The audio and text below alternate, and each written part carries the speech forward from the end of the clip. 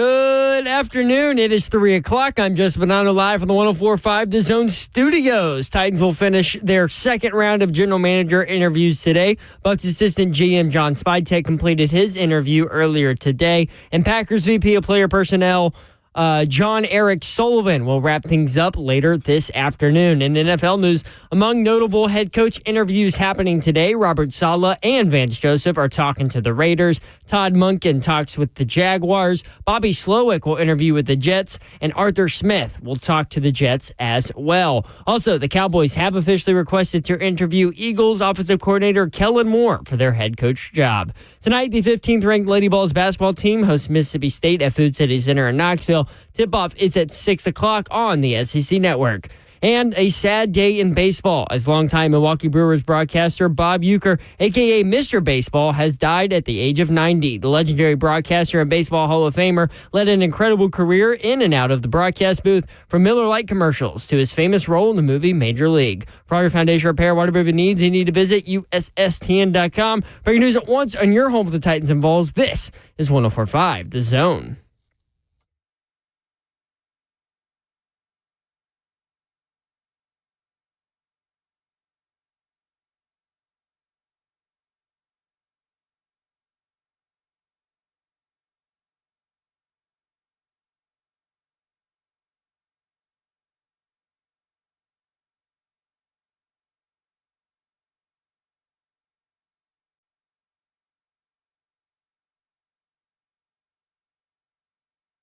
What up, Nashville? 3HL is on the air. Brent Doherty with you on a beautiful day in the Music City. Man, it feels good outside. It is definitely warm out there, ladies and gentlemen. It feels good to be alive and be outside. What you think, Babsy? I think it's kind of hot in this building. What? Wow. Ain't no kinda. At all. I like it. That's right. What up, Babsy? What up? What up, a bit? Yo. Oh, she's got that somewhat of a bun thing going. Somewhat? Yeah, it's Like kind of a shaking hot it. mess He was today. shaking it. Shake your bone. What I've learned about Here Babs it comes. when she has this bun thing going, it like makes her even more ramped up. Yeah. And I don't know Like why. my hair is a little too tight or something. can- Yeah, and it affects like the oxygen level to her brain or something. Okay. It affects my what do they call it? Gaff. Huh. What? It affects my gaff. Like a GIF? Wow. You hit a word that I don't know. You don't know gaff? Never heard of it. Like Give oh. Welcome to Babsy Lingo Day. Hey, lady. Slay Dog is here, y'all. I'm in the building. This man. My gaff. I like that. I thought you were talking about like in the film world, gaff. Look what I'm having to do here, Slay. You trying to roll them up. Roll up those sleeves. Let's start with this. Rest in peace, Bob Uecker, man. What? Look at your co-host, dog. What is she doing? Oh, I got my, this is for when I'm on the sidelines. It's my temperature gauge, my digital temperature gauge. I'm going to find out what the temperature is in here. Is that one for like a forehead? That's what I thought it was. No. Yeah, That's what I thought it was. It's like she's going to shoot a laser at us. Y'all know she used to baseball. carry one, though. Oh, I have one. I have a forehead thermometer, too, if you want it. She can monitor her blood pressure. She can do everything. When I first got hired, Babsy had one on. I was like, what do you? Yeah, I have an oxygen measure, too. Just in case if anybody's Got feeling everything. weird, I got all the essentials. Got everything. Oxygen measure. Everything. My bad. So what's the temperature in here? I don't know. It won't come on. I don't think I haven't used it since God, it might have been Texas week 1. No, there was a hotter game. What was it? Players were dropping like flies. What did I work? Can't remember now. Babs, you were all over the place. I know. Like, I don't know how you keep up with where you were. Like, I you don't were all remember over. now. But anyway, I gotta work on this. I'll let you know. I guarantee you it's hot as blazes in this Nah, studio. yeah, Because I'm never hot. It's every bit of 87, 88 in here. Think I so? do look official, though, don't I? Yeah, that was the other part. I was like, From the stream's point of view, it looks like you were pointing a weapon Yeah, it looks right like- into the camera. Yeah, sorry. No, those aren't allowed in our building. There's a sign outside that says no weapons in the building. It's like no pets, no smoking, and no weapons. And there's a weird sign that says no butts on the ground, which I thought was like, why can't I dance here if I want to dance here? drop down low, huh? Drop down low. Get your eagle on. No butts on the ground. Like, those are all weird signs. They are. Oh, man. Rest in peace, Bob Uecker, man. Uecker, longtime voice of the Milwaukee Brewers, 54 seasons. He started in 1971. He said that he had two moments during his baseball career. He played in the majors for 6 years. He got named Mr. Baseball by Johnny Carson. Johnny Carson loved him, loved to have him on, and he nicknamed him Mr. Baseball. But his career batting average was 200, which is the Mendoza line, which is Minnie Mendoza hit 200. So if you don't hit 200, you're below the Mendoza line. Anyway, best known, obviously, for his role as Harry Doyle in Don Davenport's favorite film, Movie ever. Major League. Ball 4. Ball 8. Just a bit outside. The just a bit outside line is the most famous line, but what he says after that, because he says it when the pitch is like, behind the batter. He says, just a bit outside. Yeah. And then he says, he tried the corner and missed. Yeah. It's so good. He was so good in that movie. Zeph pulled some Bob Uecker from the movie Major League, and he is the play-by-play guy for the team featured in the movie, the Cleveland Indians. Here you go. Vaughn has his sign and comes set. Checks the runner at second. Here's the pitch to Shaw. Swung on and belted to deep right field. Back goes Serrano. He'll need a rocket up his to catch this one. That baby is out of here. That looked like the Terminator, only slower. Maybe it was his out-of-stater, or it could have been the hibernator. That baby is definitely going away for the winter. Whatever for Vaughn, it might be see you later. He's probably going to become a spectator. Rick Vaughn gets the starting call today. We're told he matured a lot over the winter. Apparently he's bathing now. Congratulations, Rick. As you know, Monty, Vaughn's been working on a couple of new pitches, the Eliminator and the Humiliator, to complement his fastball, the Terminator. I heard that. Dynamite drop in, Monty. That broadcast school has really paid off. Well, the Tribe drops its third straight on this trip, 6-1 to the Rangers. For the Indians, one run on, let's see, one hit. That's all. We got one damn hit. You can't say damn on the air. Don't worry, nobody's listening anyway. Vaughn into the windup in his first offering. Just a bit outside. He tried the corner and missed. Ball 4. Ball 8. Low, and Vaughn has walked the bases loaded on 12 straight pitches. We're in the top of the ninth, leading 10-7. Bases loaded, 2 down. And Rick Vaughn has come on to try and nail it down against Felipe Aguilar, a dangerous right-handed batter. Here's the pitch. If you have not seen Major League, please see Major League. I know it's an old movie, but No, it's totally worth it. R.I.P. Man, that voice, huh? Yep. He was also in Who's the Boss a little bit. He was in Mr. Belvedere. Mr. Belvedere. Back in the day. That just that shows his age. There are kids out there that are like, what is that? Oh, nobody knows, yeah. So someone left an unopened can of Miller Lite on his statue outside that's the outstanding. Brewers for the Miller Lite commercials. No. That's so good. Rest in peace, Bob Uecker. Yeah. Lady Vols hosts Mississippi State tonight in the We Back Pat game. Tennessee favored by 11.5. We back Pat. 6 o'clock SEC Network. Lady Vols won at Arkansas by 30 after losing their last 2 home games to 2 top 10 teams by a total of 3 points. They are 14-2 and 2-2. It's interesting. Tennessee, what are you doing, Babs? Sorry. Looks like you're trying to shoot Slay. Well, I got it to work. Oh. This is thrilling radio. It's 80 degrees in here. I was close.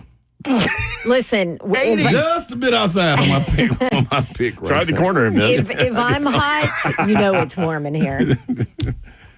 You and this ray gun, though. Like, I don't even ray gun. She retired. Did you hear about that? Oh my gosh, you kind of There's a red dot on it. Yeah. It's a laser. I told you guys it's one of the fancy ones so that I could have accurate readings on the sideline. Oh, I do see it. Uh-huh. You know they outlawed those at games? Yeah, you can't go to the game with that. Oh, well, You go to your game with it every time. I do. Oh, yeah. Every time. Used it numerous what if times. she's trying to get the temperature and she accidentally shoots the quarterback as he's trying to throw the ball? Now listen, a sideline it's all reporter's about- never been thrown out, but It's all Babs may about be the first. surface temperature, boys. Oh, man. What's interesting, 76.6. what's Went interesting down. about, yeah, quickly, just shoot it at a different thing. It is weird to have a red dot on you, man. It looks like you're about to go out. It's kind of scary, isn't it? Yeah. Yeah. So Tennessee men's basketball playing at Vanderbilt on Saturday. Tennessee women's basketball playing at Vanderbilt on Sunday. I like the back-to-backs like that. Remember when they used to have like, what'd you call them? Not sit-ins. Yeah, they did have those too. No, but at church when you'd stay overnight. Lock-ins. Yeah, that's it. Can you have a lock-in at Memorial Gym? That'll be pretty You dope. just go for the men's game, and then like they open up the bar or whatever, and you can just stay all the way through the women's game. This is what I need to know. When The does the crowd students would- come back? I don't know. That Should have been there last night. It's a good question. That was a good game by Vandy. Yesterday. That was crazy. That was a good game. You know dog. what sucks for South Carolina? What? They lost to Auburn 66-63. They lost to Vandy 66-63. Dude, like Props they to Vandy. right there, dog. They right there. Props to Vandy. Pulling it out. Last second shot and one with 0.6 left in a tie game. I'm trying to figure out, though, how was it that close when South Carolina had 26 turnovers? Right? Like, that's... I didn't realize I don't I know, had that man. many. Yeah. You're the basketball guy. How's that happen? Almost 30 turnovers? Yeah, like, it should have been a 30-point win. I mean, a win is a win, but... Just saying. Coming up. Great drop in, Slay. That was a great drop in. I didn't know. I'm going to be quoting this all day. Now that I heard it. Big Savagery, Ramone Foster at 520. From RK Dub, weekday mornings from 6 to 10 on 104.5 The Zone. I mean, if you need Major League quotes, I got you covered. I know, but... like literally, she's probably seen that movie as many times as she's seen any other movies in total. Easily. Yeah. Like, combine them all. I've seen Major League. I've got to more do a than that. job and watch that. Too high. What do you mean too high? Who gives Who gives a Shiano? It's gone. You may run by Hayes. But you hit like Shiano. A lot of It's S-bombs. I was just gonna say it is This is a certainly Shiano not movie. great for kids. I was about to But say. I mean, I can't remember how young I was, but I was certainly of an age where it was probably inappropriate Yeah, for me to you was right watch there it. borderline. Had to be. Oh yeah. Yeah. But for some reason my parents let me. Oh, in that movie, you just got to let it go. Yeah. I mean, Just know what it is. it's beautiful. There is Deion Sanders news we'll talk about when we come back. 615-737-1045. Charlie and Bowling Green wants to talk about the NFL draft. If you want in, lines open. 615-737-1045.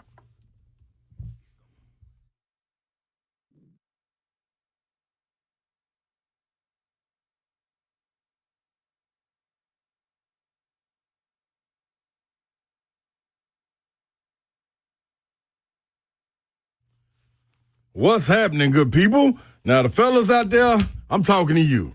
You in the bedroom and things are not looking or acting the way they're supposed to for you. Well, I got a fix. You need to go over to GameDayMen'sHealth.com. Why? Lack of energy, lack of motivation, lack of sex drive, which means you're experiencing erectile dysfunction, people. Yeah, low testosterone. Weight loss issues, peptide therapy, all of this can be covered if you get to Game Day. You got 2 locations that you can go visit, Green Hills and Hendersonville. First come, first serve, but you can serve it right there online. All you got to do is go click it right up there on the right, get your appointment, set it up, go in there, and you're under no obligation. Once you do your testing and all of that, get your consultation, your lab work, it is completely free, and you don't have to move forward. But I advise you to get that energy right and get that bedroom life back to popping like it's supposed to. You get in the game today, coach. How? With GameDayMen'sHealth.com. You done? Absolutely. It is football time. If it's football time, it's scoreboard time. Where are you catching the college championship and playoffs? Scoreboard Opry is where. Notre Dame and Ohio State battle for the national championship on Monday night. Scoreboard Opry. welcoming the Nashville Bagpipe Team. They'll have special Guinness features, fun prize wheel giveaways, even a halftime show featuring Nashville's best Irish step dancers. Not to be outdone, they'll have Ohio's famous Roman burgers and much more. All this Monday, and the full property will have sound for the game. Food, beer, and Irish whiskey to celebrate the Notre Dame-Ohio State National Championship game. There's no better place to kick off the weekend than Scoreboard Bar and Grill. Catch the best live music, no cover, free parking, largest selection of bushwhackers, coldest beer, absolutely delicious food. This Saturday, Scoreboard welcomes back Nashville Yacht Rock Band, an 8-piece tribute band playing the best pop and R&B sounds of the 70s and 80s. They are only live at Scoreboard once a month, so don't miss it. Don't miss out. Then start your Sunday fun day with delicious Bloody Marys. Then the Spasmatics are live 4 until 7. That's Scoreboard Bar and Grill.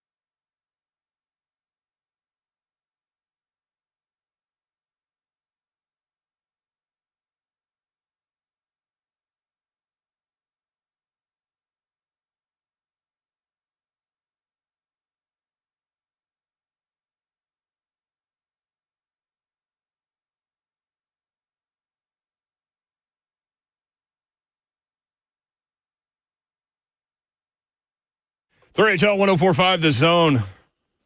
Scooter's Coffee, man. Hey, man. They brought some stuff for the morning show the other day. I saw that. They tweeted that out. And then they just brought some stuff for us. Guess what? This coffee smells so good. It's too hot. I haven't sipped it yet. I'm about to. Man, it smells so good. You got the cinnamon roll he brought. Dude, I've been doing so good this week. Yeah. Because I saw myself on TV and my little jaws was getting fat. I said, So I lost 3 pounds this week. You drop it so fast. Yeah, now, but I do too. I'm about to put it back on. But you reach a point and then it becomes hard. Yeah. So what's the trick on the cinnamon roll? I saw you go straight to the kitchen. Yeah, man. Cinnamon rolls, honey buns. Carmelicious. That's the coffee. Nice drop, Babs. That was a walk by. It was a walk by. He's trying to tell a story about what to do with the cinnamon roll. This is what you got to do. Babs, you need to listen to this because I see you not following directions already. Do you dab a little water on it? No. You don't need to on that? Not with this. Okay. Go put this in the microwave for 13 to 16 seconds. Yeah. So you got to gauge it. Yeah, that would be yummy. Yeah, it's amazing. Yummy And this anyway. cinnamon roll is not just your average little icing that they put on the top of it. Yeah. They got tricks going on over there. This is like made just for the cinnamon roll. If you taste it, you'll know what I'm talking about, Babs. It's like taste it. What, my coffee is? No, cinnamon roll. So, like, icing. can you hold it up so I can see it? Oh yeah, sure. Yeah. I want to get real jealous back here. Would you like me to bring you one? Yeah, there's like 5 of them in there. Oh, yeah, I'll take one. We'll warm it up and bring it to you. Yeah. All right. Thank you, Slay. No problem. Warm it up, Slay. We don't have to do it no, now. You can wait till the Warm it break. up. I'd rather do it now. Because that's what I was born to Okay. do. Bye, Slay. Party people. Slay's going to be gone for 13 to 16 seconds. He's screaming at somebody in the hall. Yeah. From Ed Werder. Ed Werder just dropping nuggets today. I feel like he's been like MIA for a long time. Yeah, ESPN got And rid now of he's him. back.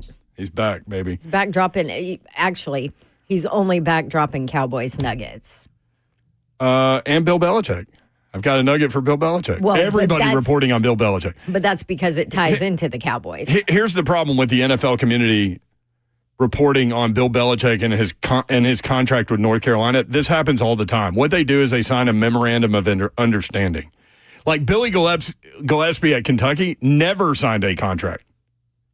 Now, maybe that's a bad example because they got out of that one. But it happens more often than you think in the college game. It takes so long for those contracts to get done that they work under a memorandum of understanding until it gets done. So I don't think there's anything to worry about from a North Carolina standpoint. Do you? No. Yeah. Uh-oh, Slay's going to hit Slay's buttons. back there. I'm like, what? That didn't fit. It's because it's Slay.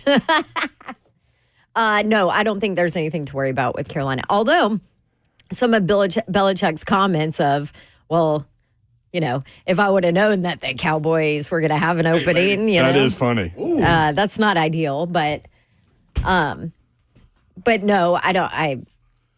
I think he went all in. He's ready. He's gonna stick. Now, does that mean he's gonna stay? Who knows? So I guess his buyout, he'll give him 1 year, in the at least. understanding is what, 10? I think mil It's for 10 the million, yeah. first, but it's only for 1 year, right? Yes. I think it's only for 1 year. I think after that, there's not one. Right. And DCH, Dewey Cheatham House, says that's $10 million to the NFL. Chicken scratch. What are you talking about? Belichick, Bill North Belichick, Carolina. 10 million, okay, yeah, 10 million to Jerry Jones. I was saying all the Nothing. NFL reporters are up in arms over the fact that he hasn't signed his contract. And the reality of the situation in the college world, most of those contracts don't get signed immediately. They do a memorandum of understanding while they work out the details of that contract. And some guys never even sign them. Yeah. Wow. Didn't know that. Yeah. Thanks, Sean. Yep. So from Ed Werder, I'm told the offer sheet between Bill Belichick and North Carolina is binding, that Belichick is on a recruiting trip right now, and there's no plan for him to renege on his current agreement for any potential NFL offer. Now, Well, at least not 1 year, I don't. when you hire a guy like that, you're going to have to deal with this every single one. Yeah. 'Cause Especially there's- the success he had. Like, dog, come on. And there's always like 6, 7, 8 jobs that come open. Come on, man. That is a revolving door, the NFL. So, like, yeah. One of the most successful coaches in history. You think he ain't going to get asked about it every year? Oh, Like, look how much. I wonder how much Saban got asked backdoor about it. You know what I'm saying? Like because in the there shadows. was a lot of talk, like, oh, well, Saban, has been so successful. The only thing they could kind pull of away. taint on his resume is the fact that he couldn't win in the NFL and was not successful in the NFL. So everybody used to be like, oh, yeah. Got to go back and straighten it out. He's going to want to go and fix that. Mm-hmm. Meanwhile, Saban's like, I'll just win national championships. Screw y'all. Yeah. Hey, man, I wish y'all would walk out and come back in here. Because it feels okay. Like, before I came in the studio, I thought it was warm in that side of the building. But then I came in here. No. The smell, I never known coffee was. Oh, the smell. Oh, yeah. That's air freshener and coffee. You're not a coffee guy Wow, either. that smells amazing. Yeah. Well, and it's caramelicious. No, I'm talking about you can smell. When you go out and come back in, it's amazing. It tastes really good, too. Listen, it smells amazing. I know all about scooters from my bowl game the last 2 years. Me and the CEO are like best buddies. What do you know? What's your name, though? Message him on Instagram. Oh, We're you write buds. back? Yeah. Okay. Yeah. Hey, shoot You're your not age. a barista, though, but what are you? A barista. Oh, yeah. Scooterista. A scooterista. It all over my little microphone. Sorry about that. Well, I mean, that's your mic. Oh, this is mine. Yeah. Scooterista. You're like Italian. I like it. Scooterista. Scooters is actually somewhat new in Nashville. Scusa, scooterista. Your Italian's coming out. Snort. Long snort. You're so Italian. Okay, so the craziest talk about all of this with the Cowboys and Deion and Ed Werder and Werder. Worder. I know. I He put the word I in always put Werder. the word on. Werder is the rumors that Jerry Jones would be okay with trading Dak Prescott and taking on the cap hit The of dead that cap. to be able to get Shadur and Deion. Which is $104 million. 104. He would be good with taking on that dead cap. What? But then, like, whoever took Dak would have to do a new contract with him, right? Forget that, though. I would think. Well, and all of this, Dak has to be okay with because he has a no trade clause. Like all of the big time. Go back to what you was just talking about with Belichick. How much was his buyout? $10 million. $10 million. You got somebody. Supposedly, Jerry Jones is totally fine with $104 million 10 times dead the number. cap. Now, this is all hearsay, right? To make someone go away. Yeah. Dude. I'm going to pay you I'm going to pay $104 million for you to go away. Wow. And he would. He has so much of that 240 is guaranteed too. I forget how much. That's a life right there, boy. Right. That is. He'll go $104 million. Bye. That's why Kirk Cousins keeps signing them. Yeah. Makes sense. These owners can keep paying it. I know, so maybe you could get Kirk Cousins really cheap now because he has made all the money he needs to make. He's had all the big contracts. Maybe he just wants to come to a really awesome town with a young rookie quarterback that he can help to mentor and grow and give it one last go. Listen, I'm not really mad at that. At quarterback. I just don't need the Achilles uphill. Wait, it'll be 2 years. Yeah, it's still. I just keep coming back to Mike Hill with Fox Sports, who used to be at News 2, and he came on and he was playing basketball and tore his Achilles, and then the next year we had him on, he was like, "Yeah, that one's good, but I just tore the other one." And I'm like, "You reach an age like we were talking about." Mike Key said, "Keep both feet. You do not have both feet in the air at the same time." Babs is gonna make any person that's older make sure they tear their Achilles. Like I'm telling you, it's a real thing. I have a question. Let's say this craziness is a real conversation. Let's just hypothetical this. Okay. Would you want Dak? Nope. Okay. Well, there you go. Good talk, Babs. Yeah. That was quick. Why? 615-737-1045. Listen, man, I honestly, I do think Dak is a very solid quarterback. Regular season quarterback. Yep, no question about it. I just haven't seen them when they have all of the pieces get over the hump. Now, whether that be coaching, scheme, him stinking it up, it's a lot that goes with it, but Boy, he stunk it. I don't need to see it. He stunk it up against the Packers a couple of years ago. I don't need to see it. That's when Jordan Love just annihilated them. And how old is Dak? That got to be like 32, 33, right? Let me look. I see. I'll tell you. I'll tell everybody. Babs, what's the temperature in here? Shoot Zeph or something. I'm trying to remember. I know she can't shoot between their glass. I did Dak's last bowl game. Was that 31 years old. 2015? Yeah. He's 31. And that's he's not 31 old. going on like 38. It seems been like a lot he's of old. injuries. It seems like the last 4 years has been a lot of injuries. So I guess you could say there's less mileage on the body as well. But I love Dak coming out of college. Like that was. I did too. I was like, God. I have nothing against him. He's I just don't need him here. right. Well, He may be how tainted about by this? being in Dallas. Absolutely. That could hurt me. Because I'll tell you what, That could hurt me. this media and all that, the Yeah. pressure here would be nothing to him. He'd be like, God, I'm on vacation. Yeah, what is this? This is crazy. I'm with Slate. You with that laser on the field, you're going to get kicked out. No. Manning and Mount Juliet wants to talk about lasers on the field. Manning, what's up? I can't hear him. Because Zeph doesn't have him up. Come on the on. board. Manning, what's up? Zeph Manning? Am I good to go now? You yeah, are good. you are. That was on Okay, Zeph. awesome. Yeah, my bad. Yeah, I'm not blaming you. Sorry. Well, We will. Yeah, no, this is really dumb. But the laser thing reminded me. I got out of the gym right when I heard you guys talking about Don having illegal lasers on the field, and me being a big Tennessee Vols fan and knowing a bunch of useless things in Tennessee Vols history. There's an amazing Reddit conspiracy. You can also find it on YouTube about how government lasers disrupted the Kansas State football players and forced the Arkansas fumble in '98.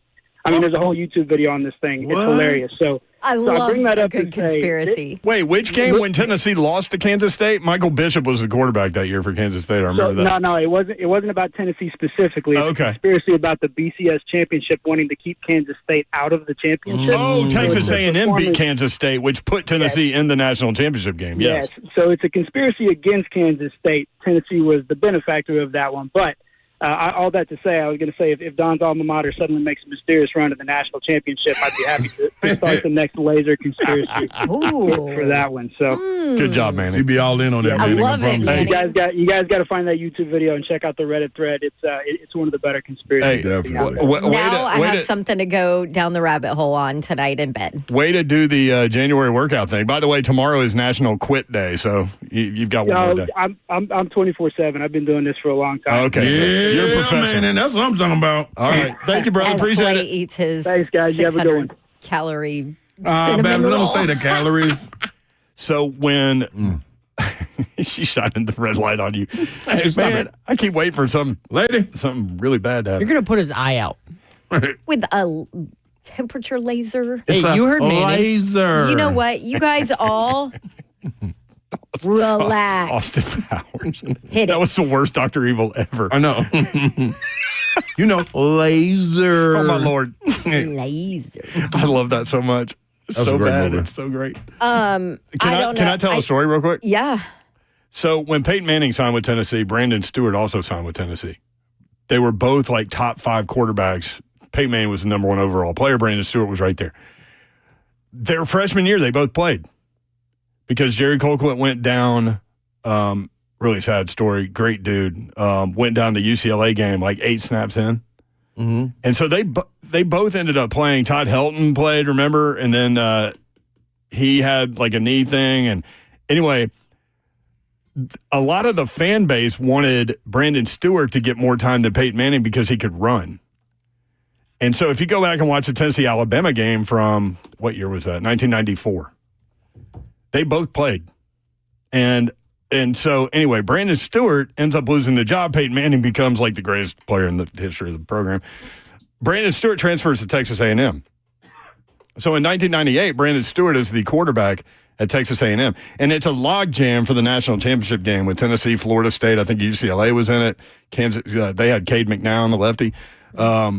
Kansas State was in it. Texas A&M. So Kansas State and Texas A&M were playing in the Big 12 championship game. Texas A&M won. They upset Kansas State. Texas A&M won. The laser. Yeah, I know nothing about the laser No, thing, but you know yes. I'm going to go back and find that. The way I dig through stuff. So after the game, Brandon Stewart's getting interviewed, I think on the field. And he goes, look, when I signed to play college football out of high school, I always thought that I would help Tennessee win a national championship, and I think I just did. Wow. How great is that quote? That's a great line.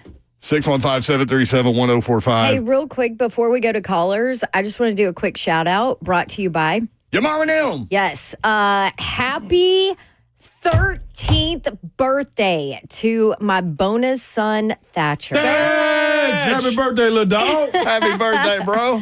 I officially have a teenager in my house. Babsy, let me just say. Lord help us all, Yes, Thatch.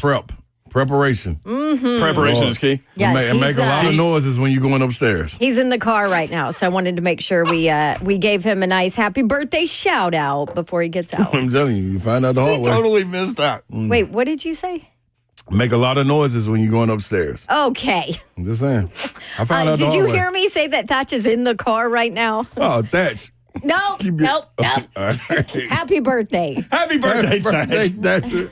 Oh, my Lord have mercy. Hey, I learned the hard way. Did I share that story with y'all? Yeah, off air. Yeah.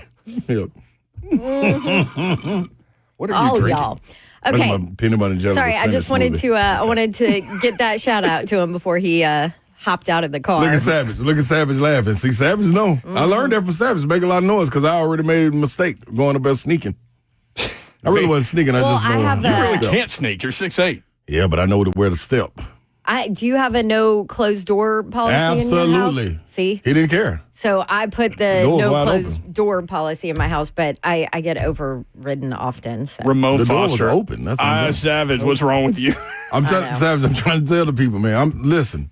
How old is Lil Transparent. Ron? 14. Oh, boy. Wide open. So Vanny Man AD 2 says happy birthday. Hey. So this is what I was gonna say. Haven't you said enough? Yeah, You said enough. Quite a bit. It's only 3:36. I hope my That's a bonus, good rest I hope last my night, bonus y'all. son is out of the car now. No, that's a good rest.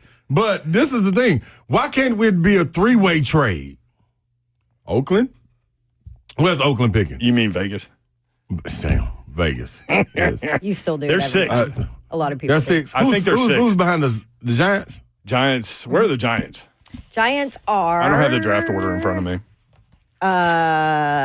So Giants are third. So Giants it's are third. Titans, Browns, Giants, Titans, Browns. Pats, Okay. Jags, then Raiders. Okay, so this is what I'm thinking. And thanks to the chat.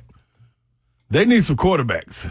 So you need to get rid of Dak. Dak would do wonderful in New York. Be a beautiful place for him. That would be a good place. I'm telling you. Michael Parsons. I don't know. Have y'all seen his mansion that he tore down and then rebuilt it. rebuilt on the same land? No, That's when you hardcore. just have That's- yeah. you know what money. Yeah.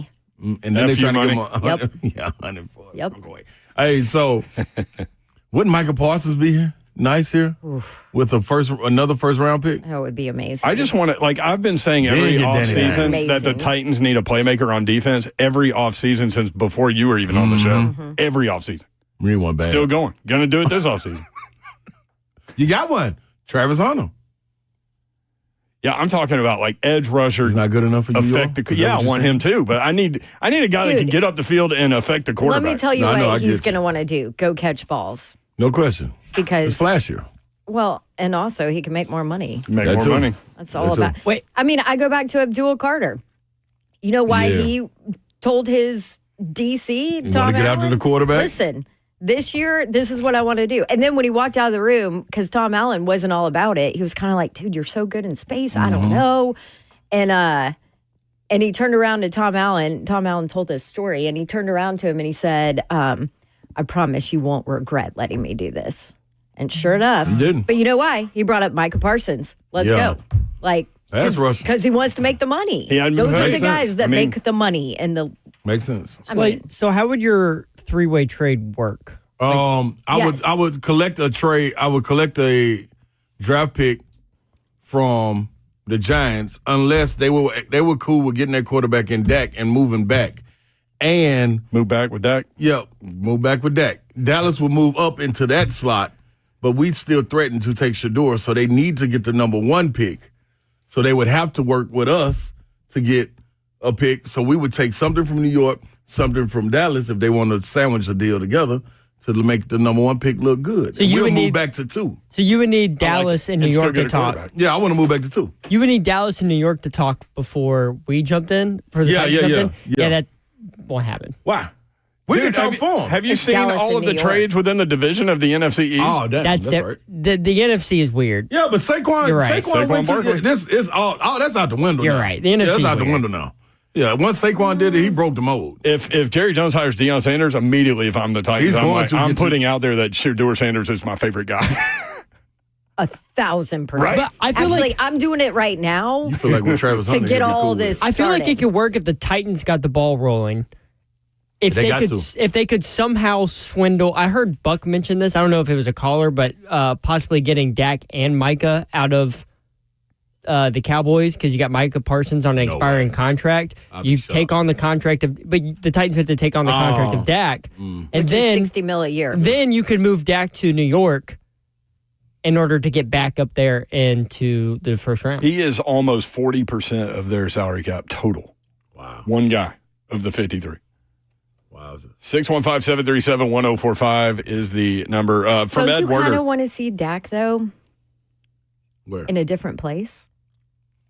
Yeah, no, you don't. Yeah, I love to I see him just in New wonder. York. I wonder if it would look different.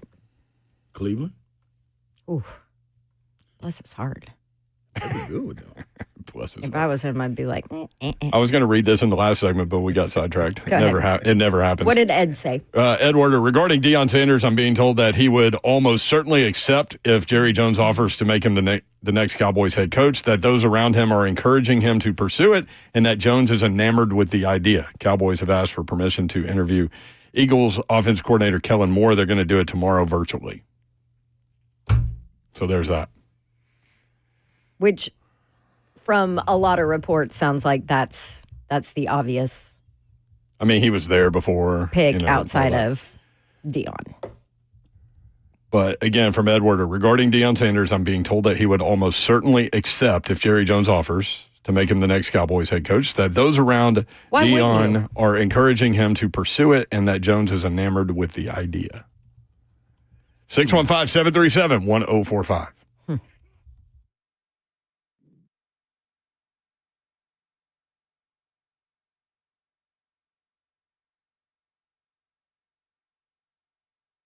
KellumStemCellInstitute.com, holistic stem cell therapy. Listen, when your body, your cells, your solution, that's all the important parts that you need. It makes it happen for you. Harvested body stem cells and stored, and for future continued use. The way I'm reading this, I'm telling you, is way better than what I'm telling you. So you just got to go in there and get your consultation. And I promise you, Dr. Kellum can explain everything much, much better. But I was a client, and I am a patient of theirs. And my knee, feeling great.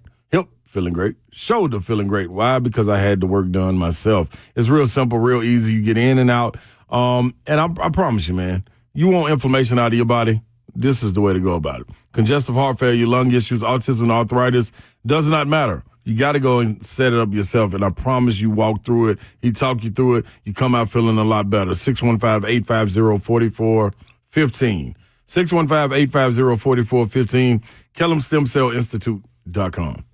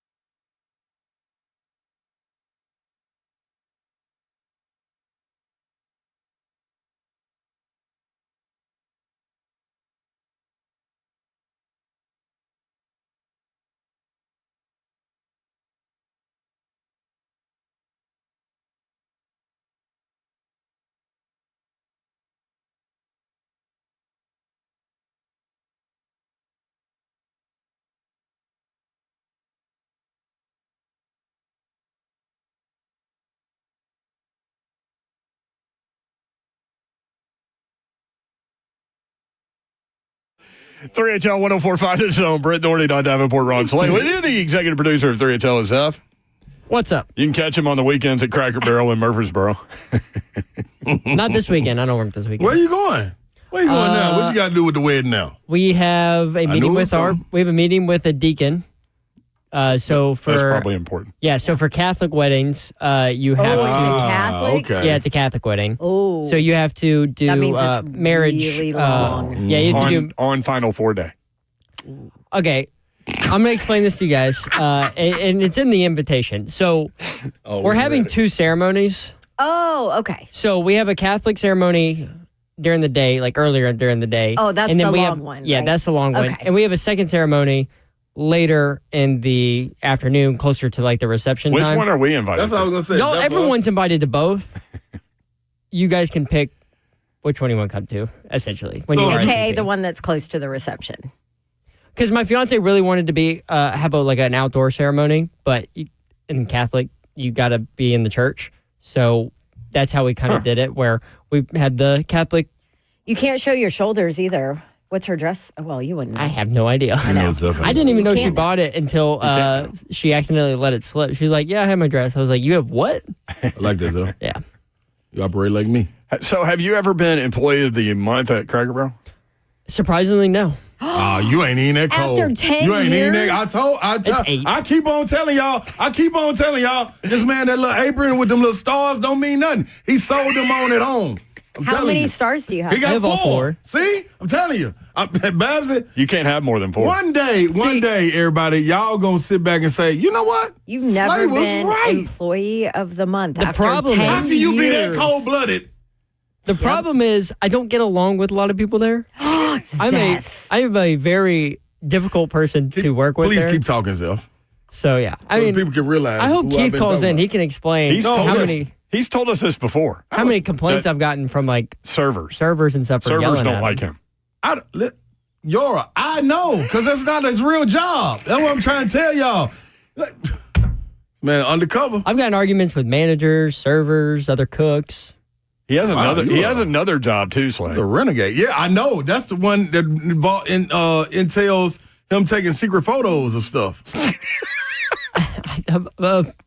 Houses. Yeah, air quotations. Yeah, Houses. Yeah, me too, Zeph. he's got You should elevators. have seen me at the park when I take pictures of ducks. Really weird.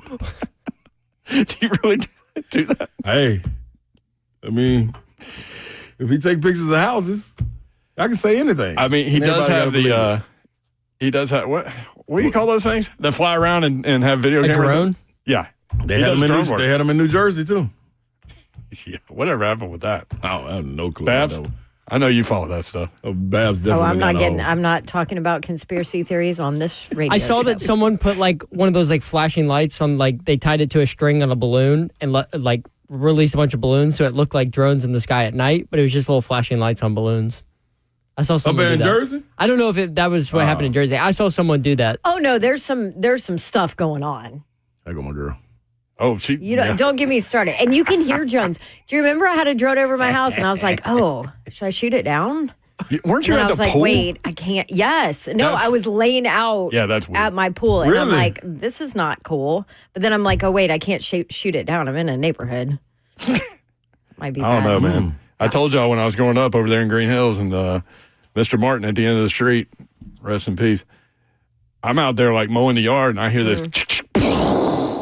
What'd he shoot? squirrels. He would go out there and shoot squirrels Really? in his yard. He didn't care. That ain't yeah. allowed anymore. Shoot squirrels? I mean, what if you miss? Where's that? Where's that buckshot bullet going? Yeah. Come on, that's Mr. the Martin. scary part.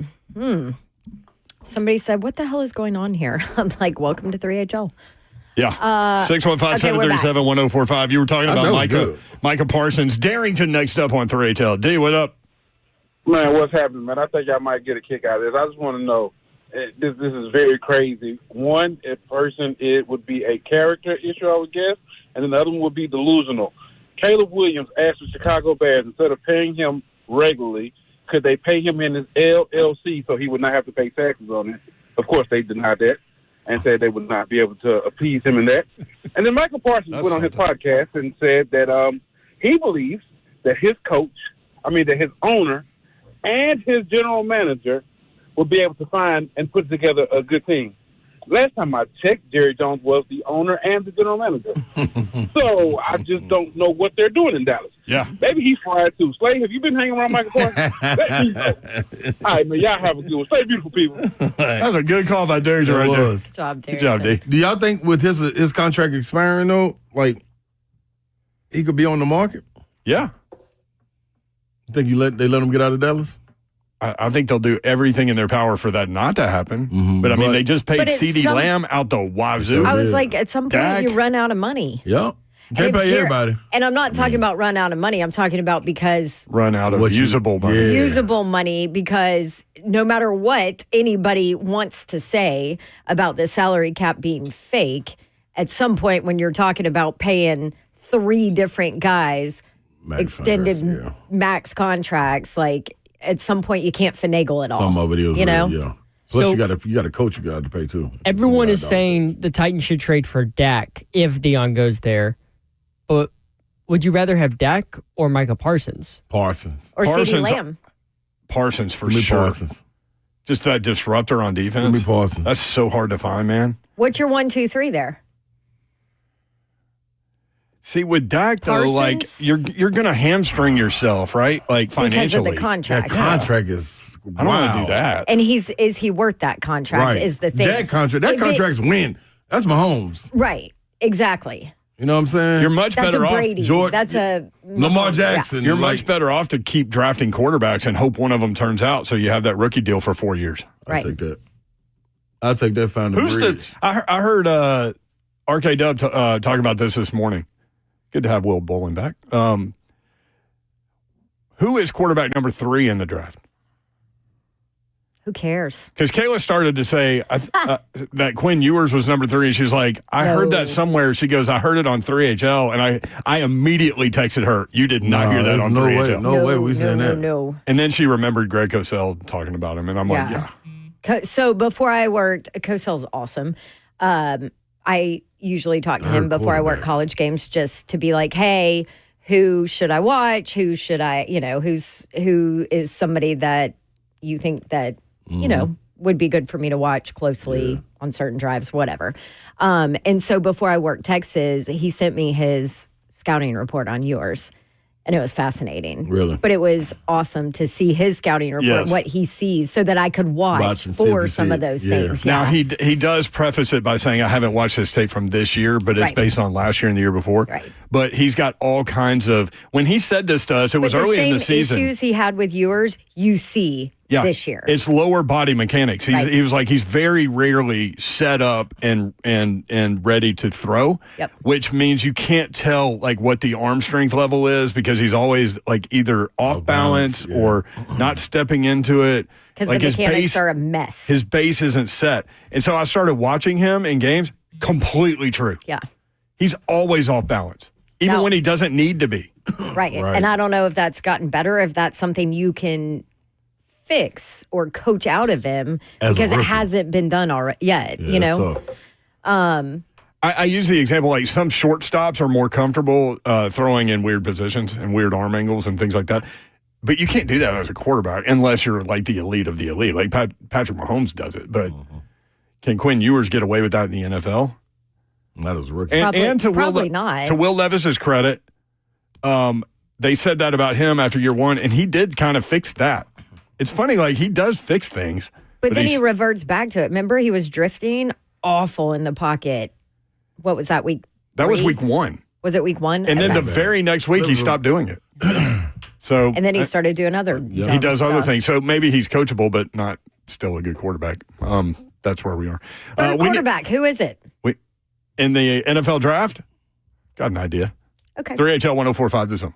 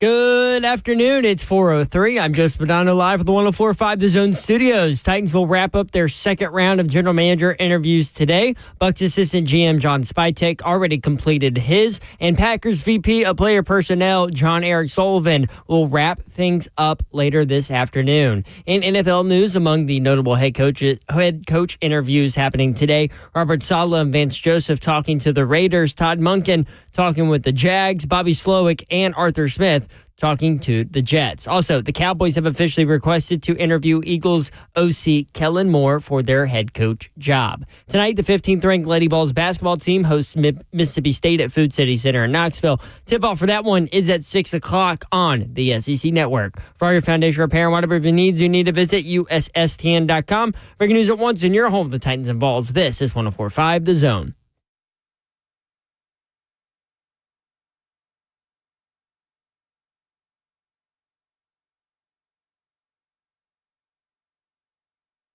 Three HL 104.5 The Zone. Britt Doherty with you on a beautiful day in the Music City. Babsy is here, y'all. What up? Let's go. What up, Babsy? Thursday. Babsy. What about the party people? Where are the party people? You can't overuse something, then it just, Party people in the house. I'm being jacked with all this Scooter's Well, I coffee. mean, in here. hey. Me too. I'm I on don't know if coffee. y'all can't feel it, but I can feel it from y'all. Y'all are there. I told We need Babs, this every day. Scooters every day. me and Zeph were on the Lanai before the show, and Babs parked in a Lanai. weird spot in the parking lot. We couldn't understand why she parked there. I know. And they kept listen to asking that. me. I'm like, mind your own parking business. So I go, if you can't tell, Zev and I are both jacked today for some reason. You were both jacked. And she said, I can tell. So that was before the 2 cups of coffee, Slay Dog. Oh, boy. Well, How was that cinnamon roll? that cinnamon roll was fun. You left the middle. That's the best part. No, that's the No, side. the icing's the best part. Yeah, I got the icing in the middle.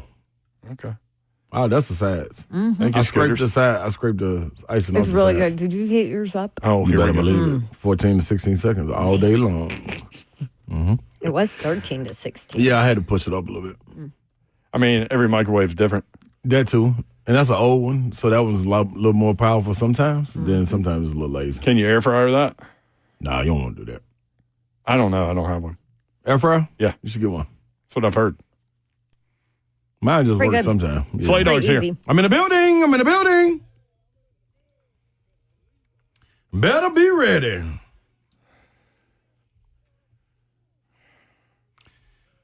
Time for the show. I want the car to not have a roof so bad. Like Why does the car not have a roof yet? the Titans. Keep putting it back on.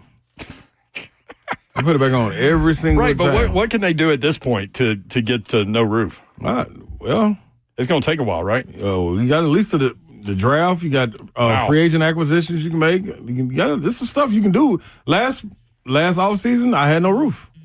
So no matter who they hire as general manager, that can't take the roof off. I'm more on the wait and see on the general manager because I just think that's a glorified scout. I still go back to Tony from I think it's McMinnville, important, though. who said No, you got to have it. I'm just saying. Tony in McMinnville last week said 2025 needs to calm down. Tom was like, we just started. Hey, I don't disagree. Oh, man. 615-737-1045. Charlie in Bowling Green next up on 3HL. Charlie, what's up, man? 3-hour lunch was great back in the day, but one person that's never been mentioned was Will Brooks, the safety out of Tennessee. He seems to always just be there, whether it be a sack or interception. He's just always around the ball. I wonder what you, and especially the lady, thought about that. I'd love to hear your opinion. Thank you. Thank you, Charlie. Appreciate it. Charlie. What about Will Brooks? He's always around the ball, wondering, I think, what his NFL future might look like. Yeah, that's a tough one. He did make some big plays. No, man. he made a lot of them. The interception against NC State turned that game. The tackle He was a against walk-on. who was it? Florida. Oh, no, Tackle against he Florida. tripped up. Alabama. It was Alabama. He got Alabama. Milrow. We got Milrow, yeah. That Milrow saved would have that. scored on that He was play. going to score, no Yeah. question, yeah. On that Shoestring fourth them. down. So here's a total random, I'm veering conversation, but Will Brooks was a walk-on. Yeah. That's how he started his career. With these new changes and scholarship numbers and stuff, like you're in danger of losing those kind of players that walk on to programs. He was still a walk-on this year, wasn't he? Was he? No, I think He got put on this year. this He year. got put on this year. This year, yeah. You know what's interesting about that? I just saw on Instagram, MTSU was inviting students to come out to try out as walk-ons. Yeah. So But they you're don't want right. to. I mean, Yeah, but I mean, eventually for like your bigger programs and no stuff, question. depending on how they decide to utilize It's up to them to divvy it up, the though. scholarship. It's up to them to divvy it up. And a lot of coaches are like, those walk-ons are crucial because, you know, they want to be there. They fight hard. They work hard. Sometimes they're missed. he's you not know? he's not going to get drafted, would be my guess. Right. Yeah. But he'll end up in camp somewhere, and he's going to have to turn heads on special teams. Yep. And, if And he that's how can, he'll get on. If he can, And he's got a shot. he might. I he mean, might. shoot. Dude walked on and then was a playmaker. You know, so you just never know. 615-737-1045. Tyler in the borough. Tyler, what's up, man? Hey guys, how are y'all this afternoon? Doing well. I wanted to share a little story with you. My mom at the time was 93, and I was back in East Tennessee helping out around the farm, and I had my earphones in listening to you guys on my phone, and she was like, "What are you listening to?" Now, my mother is a huge UT fan, everything, but especially the women's basketball. Mm-hmm. And so I gave her one of my wireless earbuds to listen to while we ate lunch, and she was like, "I like those guys." So I said, "Well, okay." She didn't have internet, so I got her some internet, and I bought her a real simple tablet to use because at 93, her technical abilities were limited. So I got the app downloaded for her, and she got to listening to you guys. Well, my oldest sister lived with her at the time, so she was like, she listens to this tablet wide open. She was a little hard of hearing. So I bought her some some wireless earbuds, and all you had to do was lay them on the charger pad. Yeah. But she called me back 2 days later, and she says, "Hey, baby, these earbuds are not working anymore." And I said, "Yeah, I laid them on the pad." I said, "Mom, did you plug the pad up?" "What?" So, anyway, when on the picture came up on the website there on a picture of you guys, and she was like, "That Dawn, I bet she is spicy." Now, She knows her. That is a great word for her. She knows her. That is a great word for her. And I said, "Yeah," and she was like, "I've heard that Ron's voice before." And I said, "Mom, he's on the SEC network. He does the basketball game." "Really?" So so she called me knowing I'm at work one day, and she said, "I just saw a replay on the SEC network of that Ron Slade. He is so handsome." And I said, she said, "I bet he's a prankster." And I said, "Yeah, I would imagine that's the case." Man, she has us read. That's Wait, for what? sure. Perceptive. It gets a little bit better. Mayor, she wasn't quite as good to you. She said, "That mayor, he stirs that Dawn up and gets her going." So I was true. like, "Well, that's kind of his job, you know. He kind of keeps everything rolling." And she was like, "I don't know. I like those other two, but that mayor, I'm just not sure." But I love it. we lost her. We lost her about a year ago. But I want to tell you guys, the last couple of years that she was with us, she really enjoyed y'all's show, and she really took a lot of enjoyment out of it. And at 95, there was just a few things that she really looked forward to at the end there, and that was one of them. And I want you guys to know that what you do is greatly appreciated by a lot of people, and I just wanted to share that with you guys, and I hope that makes you feel just a little bit better today. Heck yeah, Oh, dude. man. Tyler, thank you so much for That's- sharing that that's- story. yeah, that's a good one there, Thank you boy. so much, Hey, Tyler. God love you, Wow. and rest in peace. Wow, man. That's what's up. I listen to you guys all the time, and I appreciate you, and y'all have a great day, okay? Appreciate that, Tyler. Thank you, man. Tyler. Appreciate Thank it, man. you, Tyler. Dude, that's dope right there. You always say it the right way. What is our job, especially when we get to the 3 to 6 hour? Entertain. Entertain. You never man. know what somebody's going through. Never know. Yep. So we try to provide an escape. Never know, dog. That's And, our I view. wish I wouldn't have known her. She sounds like a Man, firecracker what? herself. That's one of them sit down with, talk to. Yes, exactly. I love the fact that she got on me for instigating you. I Which love is that exactly so what much. you do. I love that so That's much. you all day. Poke the bear. I don't do it all the time. You can't do it all the time. Man, Sure. that was awesome, Tyler. Thanks for sharing. I poke you too, though. I know. That's like, You poke everybody. Yeah. Oh, man. Tyler, that was dope right Tyler, there, thank you, man. Hell yeah. That's all right. when- Save that cause, Joe. When Allison got the job, she's the boss for like the entire Cumulus Nashville. And she was like, "Who's your listener?" And I said, it's a guy that's at a job he probably doesn't like, and he's going home to, a family situation and stress and all those things to deal with that. And we have him like 20 minutes. And our job is to entertain him and offer an escape. And I know we've got ladies too that listen and all those things, but we're very well aware of our responsibility to help you guys out. I mean, hold on. sports as a whole with some is laughter. escapism. This ain't our guy in the chat, is it? Who? Blair. Blair Durham? Yeah. I don't see Blair. Oh, Blair Durham, yeah. Is that our Blair? that our Blair? We were just talking Well, that's about the Rally on the Runway it's the event Matrix. in the break. This It's is the amazing. Matrix. If that's Blair, That this is is Blair. the Matrix for real. Blair Durham. He listens all the time. Yeah, but I've never seen him in the chat. I haven't either. Oh, we reaching some people. If we got Blair in the chat, we. And he wrote, "Shout out Ripley Tigers, Ramone. My family is from there." Blair! He's the best. He said it is. Oh, my God. Oh, dog, that's. And That's if you just so weird. walked We in were talking just about that. talking about the event because I was in the like, break. Slay, you're going again, right? Yeah, dude. Yeah. 10 minutes ago. we were Blair, talking sign about us that. up, baby. We sitting at the same table. For those that don't You're going to sit think- with Blair? Man, Oh, yeah. absolutely. For those that don't think they know Blair, you do. Blair Durham, Bart Durham, those commercials, the Injury their law. business. Yeah. Nashville staple. They're the best. I ran into him on a rooftop at the NFL draft.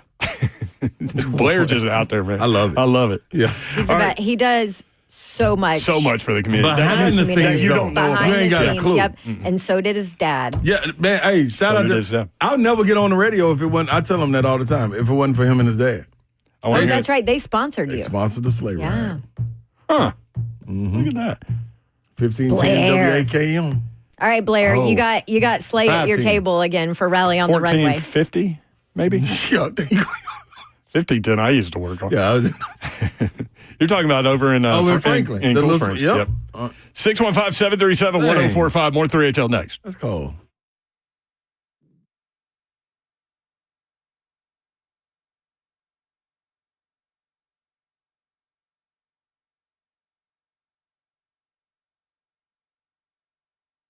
Dude, what's happening?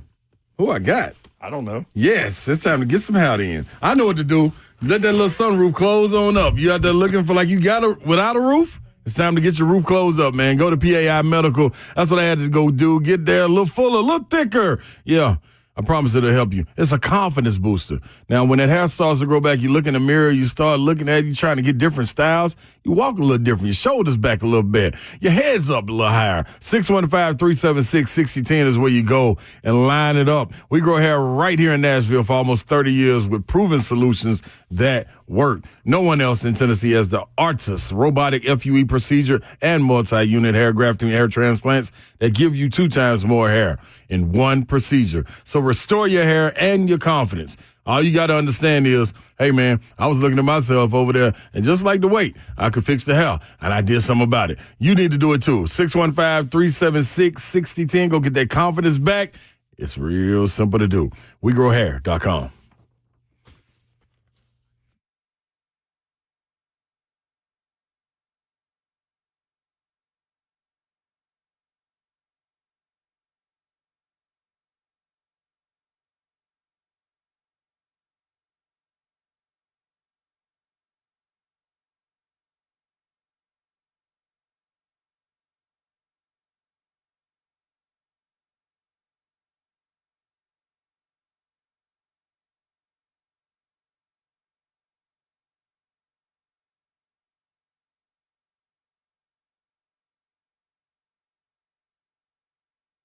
I love living in Middle Tennessee. We've got great restaurants, entertainment, sports, and one of the nation's top 4 dealers right here in our backyard. Two Rivers Ford. Remember that name. Two Rivers has been a staple in our community since 1983. They're locally owned. They have a non-commissioned sales team, and they sell below MSRP. They've been doing business with integrity for decades. Two Rivers Ford, the South's most trusted Ford dealer.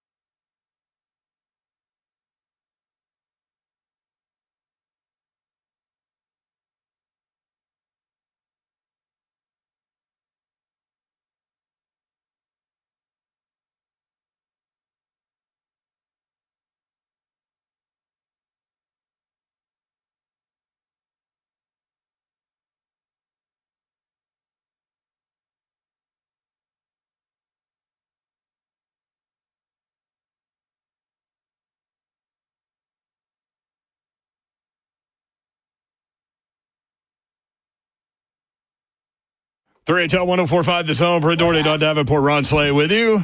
Producer of 3HL is F. We've given him an alternate personality. His Cracker Barrel personality, apparently much different than this personality. Mm-hmm. CBZ. You never come at us, man. There's been a couple. Not You did really. in the beginning. What? Not like seriously come at you. Zeph. What are you talking about? No, when you first started, you would teeter the line for coming at us. I feel Absolutely. Like he's got a little. You're saying he's learned our personalities? Yes. And like how to deal with us? Absolutely. Okay. That was you. I don't remember coming at you. That's probably fair. Like being argumentative, I'll give you that. Yeah, That's just my personality. That's what they saying up there at Cracker Barrel. Like, No, I'm not argumentative. But now It's my way or get out of my way. Zeph is a bully, dog. Zeph a bully, man. I'm It's telling my you. way or get out of my way. That is That's a great shirt. T-shirt. That is a T-shirt. Signed Zeph.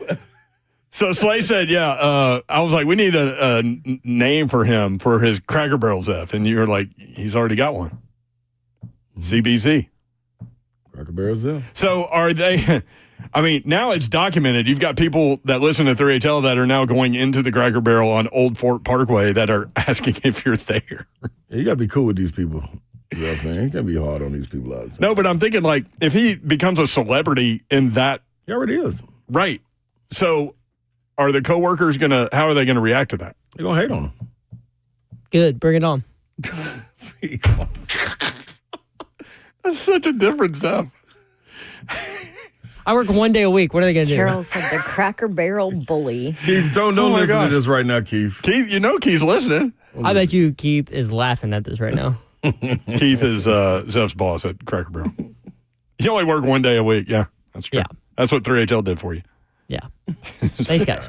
615-737-1045. JR, who is reporting things in the chat. JR was right. Just said Sullivan already a done deal. He did finish his interview just a few minutes ago. Finish up his in-person interview. And although that would be a kind of a no-brainer. Yeah, Packers. I mean, Packers VP Brinker ties. That's his guy.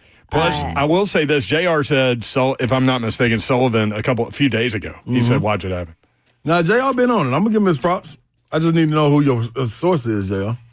Okay, but can I be a jerk? You absolutely can.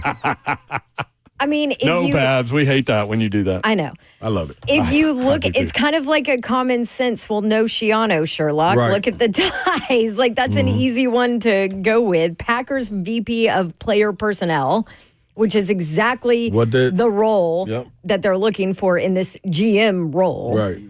Because you're talking about scouting and personnel and whatever else. So he's got that part to him. He's very highly regarded in what he's done with the Packers. He's been with the Packers forever. Brinker knows him. They're buddies. That's his guy. So it's kind of like it's simple. No-brainer. Yep. Yeah, that if I'm going to pick one out of all of these, that would be the one that I would be like, oh, yeah, they're going to hire him. Makes sense. So to JR's credit, Eric Edholm on X tweeted this out earlier today about 12:30. Asked about Packers VP of Player Personnel John Eric Sullivan, who has multiple GM interviews. Brian Gutekunst at one point said he'll be missed. Yeah. Because he knows he's going somewhere. He's going somewhere. Yeah. The Jets asked for an interview with him too. I mean, Spytek's going to go to the Raiders, right? Like he played with Tom Brady in Michigan. So he's going to go there. Ed Dodds has been with the Colts forever.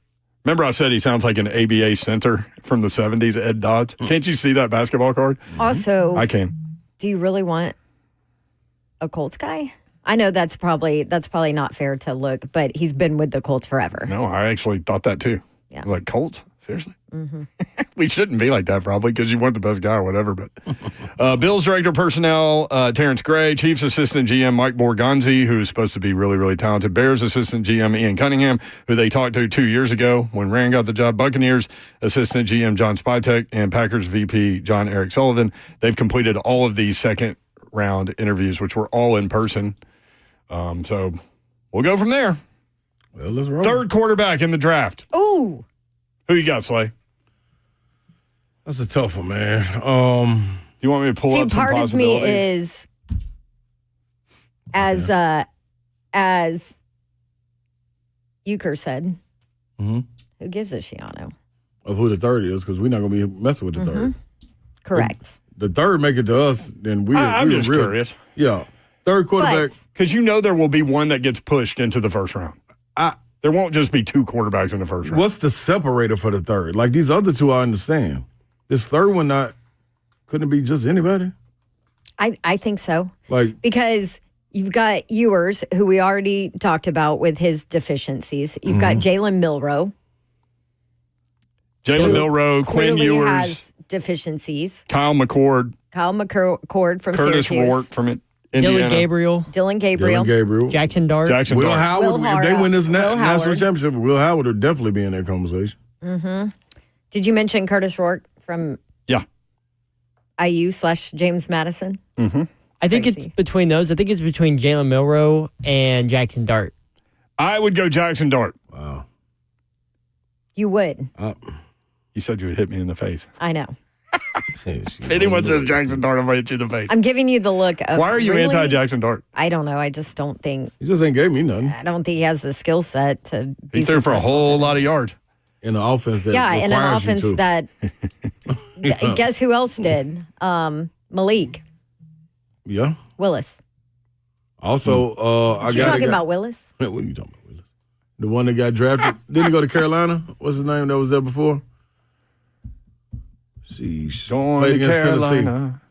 Remember when the mustard bottles came down? He was killing us with his legs. Oh, you're talking about Matt Corral. Matt Corral. Matt Corral did the same thing, didn't he? Whatever happened to him? He got out of the league. Did he? Yeah, he had. Didn't he go XFL? No, he had like some kind of.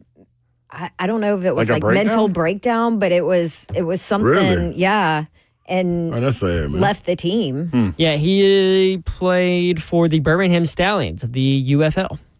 This past year. But he left. Where was he? The Panthers. Google says that's his current team. So yes, the Panthers were who drafted him. Yeah, That's what I was thinking, he left for mental health reasons. Yeah. Interesting. He was an 615-737-1045. interesting cat. Remember, we spent some time with him at SEC Media Days. He was at SEC Media Days twice. He was on the Vikings this year for off-season. He was an off-season practice squad member. Okay. 615-737-1045. David in Carthage. David, what's up? Hey, so I've got a Bob Uecker, Ron Slay parody. Yeah, give it to me. All right. That sounds All interesting. right, so you remember in the movie where he's up in the press box and he's broadcasting and he's also, adult beverage Getting fried. enjoyment kind of thing going on and all that. Yeah. And I'm just trying to envision Ron doing the same thing when he's doing a broadcast for SEC Network or something like that. It's Number like, one, that would be funny. Number two, movies are much different than like working for the SEC I will say, Network, though, but I will say, I do get close, but it's not an adult beverage. It's substituted with a Celsius, and I have to sip it. Because my first game I did, because I drank it too much, and I was too jacked. antsy. And I got a text message. Is that when you met Morgan Freeman? No, this was before that. This is my first game in Auburn. Oh. I got a text message from the big boss, and he told me, hey, you may want to be a little bit more informative about the game, because I was just all over the place. Like, it's a lady. I was just going. I couldn't calm down. You literally have to forget everything you do with 3HL when you go in there. Yep. I got another message about that this week. And I appreciate the shout out for our anniversary. Yeah. Absolutely. Okay, David. Happy anniversary. Yeah. Well, that was back in November. But okay. We saw y'all at B-Dubs on remote. Okay. Yeah. And you did a shout out on the radio. I appreciate that. No doubt. I remember. Okay, thank you, David. Yeah. Appreciate it, man. Appreciate it, bro. No problem. You know what? When I drive to Knoxville, I always stop at Carthage. Do you? Because there's options there. Where's Carthage? You can get off the interstate and back on real fast because there's a Wendy's in that truck stop. There's an Arby's next to the Wendy's. There's a McDonald's on the other side. Cookville. No, Carthage. Really? Mm-hmm. It's I was just zooming on through Carthage. about 50 miles outside of downtown Nashville. Oh, yeah, I don't even, Cookville's always, now it's not even Cookville no more. It's Buc-ee's, the Buc-ee's exit, Crossville. Right. Oh, yeah. Yeah, I don't even think about it now. That's what I said, go ahead. Go ahead. Yeah. I knew what I was going to say, but it was pertaining to what he just talked about. Buc-ee's The might shout-outs. change my plan on that because forever driving. I wonder how many times I've driven to Knoxville. Can you imagine? Like, if you could keep track of all that stuff? I stop every time at Buc-ee's now. Now I Every probably single time. would. Every honestly. time. Is there a new nugget about Deion out there from On 3? Yeah, I don't know how much you want to read into this one, but this is from Jane Slater. Jane Slater says. She said, one thing to watch following the Jerry Jones and his initial discussions with Deion Sanders. Two people with knowledge of the situation tell me Sanders approached Colorado AD Rick George Tuesday about additional money for NIL and his staff. He was met with resistance. The University of Colorado would neither confirm nor deny the information when Jane reached out. Deion did not respond. Yeah, Deion ain't gonna say At the very least, Deion's going to play this for more money, for sure. Yeah, At the very least. I don't even think you got to play it. I think the writing is on the wall. Like, all right, y'all, you see Jerry Jones talking to Deion Sanders. Yeah. We're just inquiring about Deion Sanders. Either go pony up some more, which they had to pony up to get him there in promissory note, damn near. Like, we're going to get it to you. Oh, that's right. So they didn't have Promissory note. Yeah, but now they got to be able to have a little something. So Better get that NIL. Primetime need them players. Well, and then we go back to Chris Lowe was Especially on Monday. now he's Yeah. losing Shedeur and Travis. Chris Lowe was on Monday, and in the middle of a sentence, he's like, I don't think Deion's going to be back at Colorado next year. And then just kept talking. And I saw Don him was like, with the wait. bats. What? What did you just say? Mm-hmm. Y'all say all the CeeLo time. likes to just work those things through their reels. Like, that's why we always tell y'all, you need to listen to every word that Chris Lowe said. I mean, he called, a month ago, Carson Beck to Miami? Yeah. That's nuts. Ecky Bob just texted me. Well, We were talking about Zeph being famous at Cracker Barrel in Murfreesboro. And Bob said, like the first time somebody called me Ecky Bob in the borough, guy yelled at me out of the blue. that's got to be kind of funny. When that's not even been your nickname, and somebody just out of nowhere call you that. Some guy you don't know. It's your nickname now. Yeah, that's how the world knows you now. 615-737-1045. Calvin in Houston. Calvin, what's up? Hey, what's up, boys? What up, Calvin? What up, Calvin? I'm in the building. Nice. What up, Calvin? Play dog. What's up, big dog? Yeah, I'm good, baby. Hey, Babsy, love you. So pretty. How you doing? Thanks, Calvin. Did Calvin just switch voices? Yeah. I got my own voice. Y'all already know I do this. That was like the nice, sweet Calvin voice when he talked to the lady. Yeah. Calvin. What you got, Calvin? Well, what would you do? So you would do different, Brent? Or you would do different? No, I rile her up. There's no sweet voice from me toward Babs, that's for sure. Oh, come on now. That's because you work with every day. I don't. What you got, Calvin? What you hitting on today for us? Hey, man, I'm looking here. Hey, I was just wanting to talk to y'all. Hey, Brent, I had one quick question before I get into my subject. What was that you was talking about a while ago about the what was that you were saying about National Quit Day or something? Yeah, so January 17th, let me pull this up. It's you know how like everybody makes a New Year's resolution? So January 17th is supposedly National Quit Day. Oh, okay. Where you can quit your resolution. Oh, you can quit the resolution. Yeah. Second Friday, here it is. Second Friday of January. It's a day named after those who give up on their New Year's resolutions, but experts say there are ways to overcome the urge to give up. There is a day where many people collectively abandon their New Year's resolutions. National Quitters Day observed on the second Friday of January. Wow, that's crazy, bro, because the New Year's resolution I made this year with me and my mama, there's no way I could quit that one tomorrow. What you got? That we was going to get along. That's a good one. Yeah, exactly. So I'm not going to quit that one. So bridge that gap. Get what? Get along. He's going to get along with his mama. I thought he said get a lawn. I heard he's going to get like grass. and I was like, what does that mean? Okay, I gotcha. Yeah, we go keep up on that one. Yeah, keep going, Calvin. You got this. Hey, look here. Well, okay, now to my thing on Cali. Hey, man, look here on my opinion about that. Like y'all were talking about, what I've been talking about the bridge quarterback. I say we get a veteran, like I said before. Okay, but I think we should go number one overall. I really do think Sanders is more pro ready than Cam, but Cam got more tools. But I think that Sanders would be more coachable for Cali, so that way he can mold him and teach him from jump instead of walking into a quarterback that he was forced to have like Will Levis. Okay, I just think that's my deal. And look, if they don't believe in these quarterbacks, they need to move back and they need to go, to the future. So that's my thing, and y'all let me know. And love you guys. Appreciate y'all. Love Thanks, Calvin. Good luck with your mom, man. I mean, he's right. If they don't feel like either one of these two, I'm sorry, I'm limiting it to two. But if they feel like neither one of these two quarterbacks is the guy to play in the league to give you a chance to have your franchise quarterback, he's right. They need to move back. I just think one of them is that guy. That's what it's going to come down to. What does Cali want one of these two guys? Yeah. If so, that's what'll happen. If not, they'll trade back. They'll tell you they do, and they'll trade back. And if not, he's gone. He's gone. No, I mean, honestly. Yeah. Because you're not going to wait around.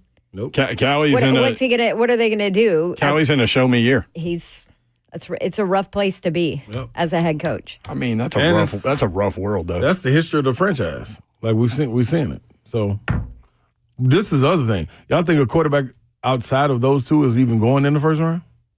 No. Yeah, I do. I think somebody will get propped up. Somebody will test well. Somebody will do interviews well. I don't know. I just can't imagine an NFL world where only two quarterbacks go in the first round. I think he's got a chance.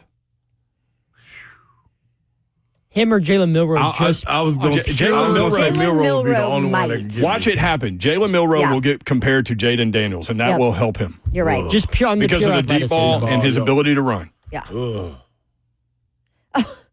No, wow. That was like a disgust. No, I'm thinking like, man, somebody.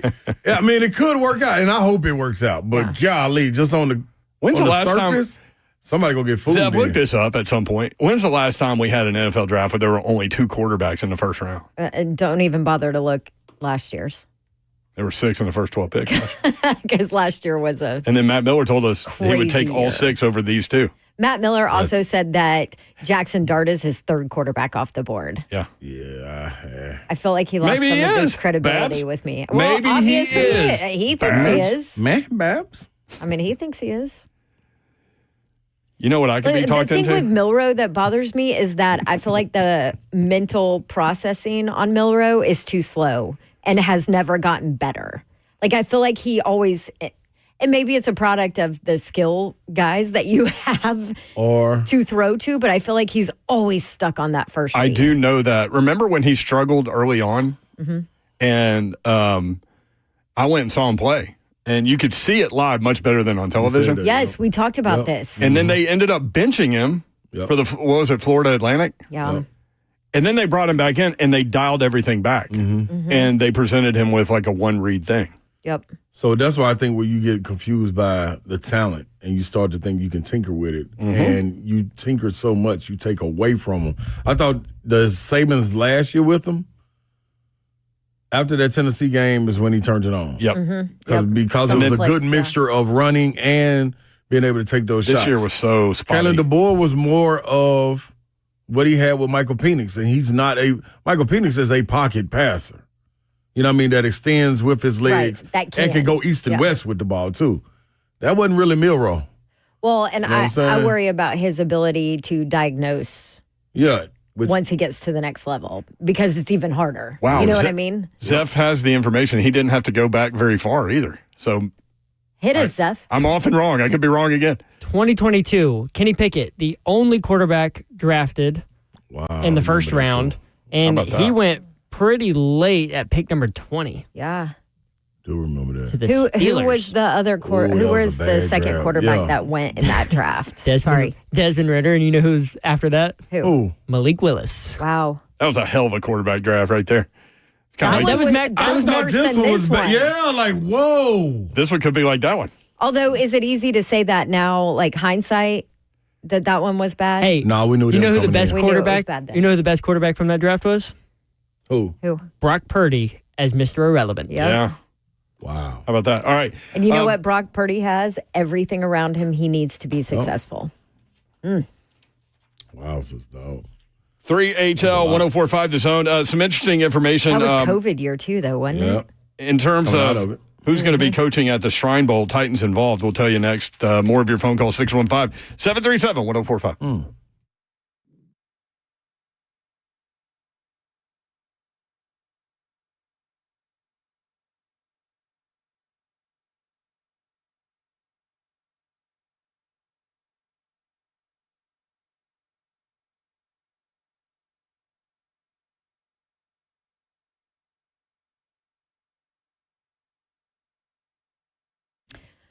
All right, sometimes it's time to upgrade things in your home, like your windows and doors. I just actually had a neighbor who redid their windows with Pella Windows and Doors of Nashville. I redid my windows and doors with Pella Windows and Doors of Nashville.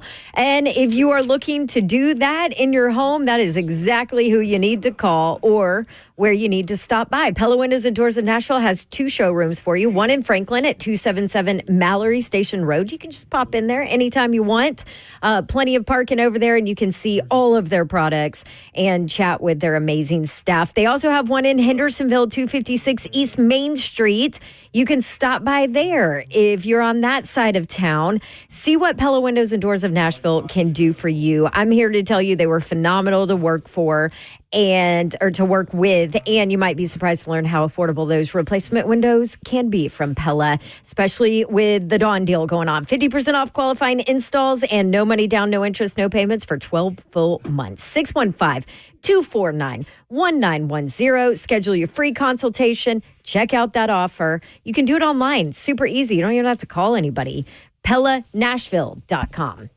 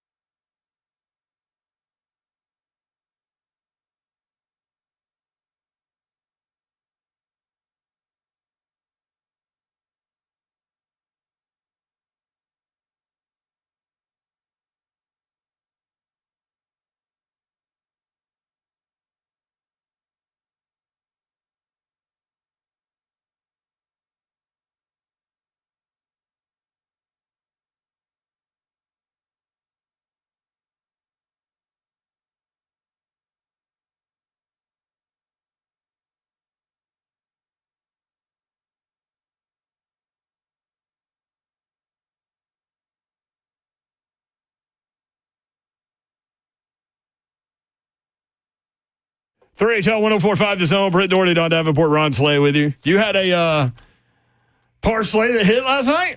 I did have a parlay that hit Check last this night. out, Babsy. Yeah, Babsy. It's about time. I know, but it's not really the parlay that I wanted. but I accept all parlays. Wow, you create the parlay. I know, but you have control of the parlay. But this is the thing. What's the thing? You know, the thing. The thing. Yeah, the guy. The thing.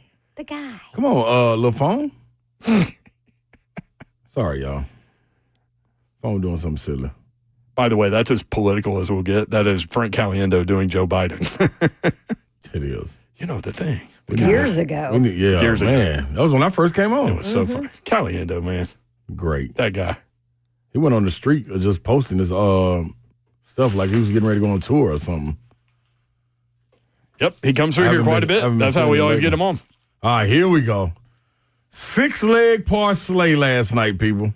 Check it out, Babs. It tallied up at plus 1273. Oh. South Carolina plus 8.5. Okay. They lost by 3. Yep. Iowa State money line, they spanked Kansas. Yes, they did. Michigan State over Penn State won by 5. I had no idea. Houston versus West Virginia. Houston spanked them up. Okay. Tennessee versus Georgia.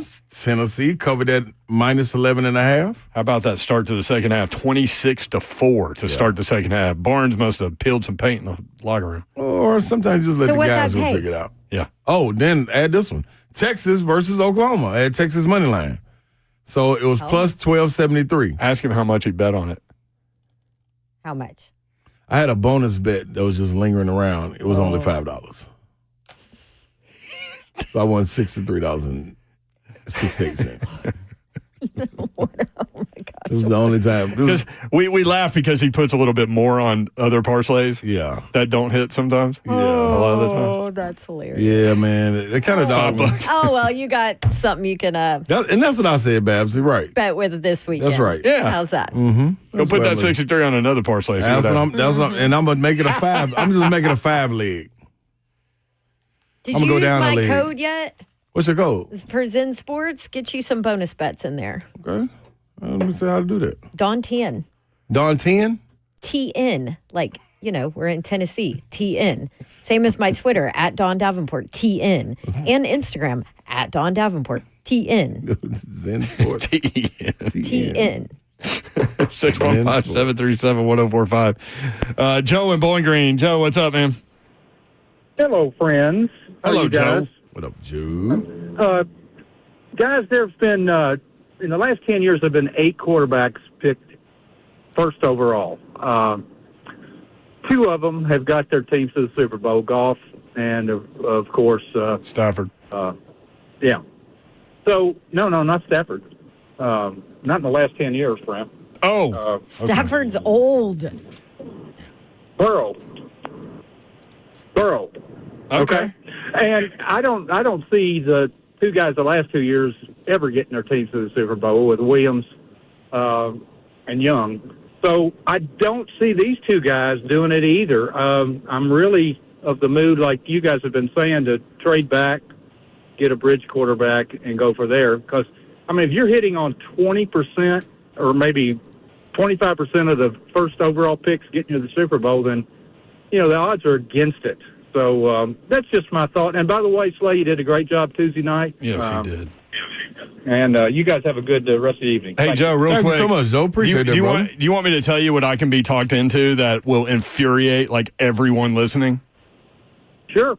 I could be talked into trading down and having Will Levis as the bridge quarterback in 2025. Hey, Brent, let me tell you something. You need to talk to somebody. But, hey, by the way. Well, you ain't kidding. By the way, you're comping Milroe to Daniels. Milroe's a comp to Hurts, in my opinion, not to Daniels. I like that. I like that. So, I could see him running Philadelphia's offense. I really could. That ain't no bad comp right there. Thank you, Joe. Yeah. Appreciate you, brother. That's a good one. Yeah. See you guys. Bye.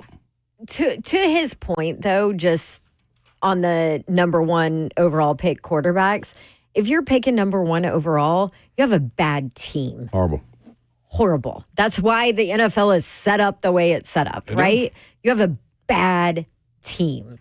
So you're not automatically going to be great with the quarterback pick. You clearly have other deficiencies surrounding all of that to why you're picking one overall. So it's hard for me to say, oh, well, in the last, what did he say, 8 years of all the quarterbacks that were picked, last 10 years of all the quarterbacks that were picked one overall, like it's hard to look at that and say, okay, use that as a number, because if you're picking one overall, you have a really bad team and it's not just your quarterback. Right, and we've hit on this quite a bit. Todd Furman put this out here, but out of the 14 teams that made the playoffs, 12 of the 14 quarterbacks were first-round picks. 3 were number 1 overall, including Goff, as he mentioned, Baker Mayfield with the Bucs, and Stafford with the Rams. 6 were in the first 3 picks of the draft. So there is that. 12 of the 14 that made the playoffs were first-round quarterbacks. Will Levis, second round. How surprised would you be if they went with Will Levis in 2025 and like 3 years from now the Titans were in the Super Bowl with him? With Will Levis? Yeah. How surprised would you be? I'd be surprised that my alarm clock didn't go off and wake me up yet. I wouldn't. That's the only place that's going to happen. I would be more surprised if I woke up with my face sewed to the carpet. There you go. That's the answer I was looking for. I was like, that. See, I don't always become an agitator to Bab. Sometimes I set her up for stuff. Man. 615-737-1045. 5 o'clock hour coming up with regard to 3HL. Real quick, I mentioned this before the break from Adam Schefter. The 2 head coaches for the Shrine Bowl will be Falcons special teams coordinator Marquise Williams and Giants defensive coordinator Shane Bowen. Oh, Bowen. Williams gets the East, Bowen gets the West. The funny thing for Bowen, not ha-ha funny necessarily, but just kind of funny, the West team will also have members of the Titans offensive staff, meaning they will get to coach players such as Colorado quarterback Shedeur Sanders in the Shrine Bowl. That's always a cool thing. So Titans offensive coaches involved, Shane Bowen as the head coach, former Titans defensive coordinator. Interesting little nugget. 5 o'clock hour coming up. Stay tuned. 3HL 1045 The Zone.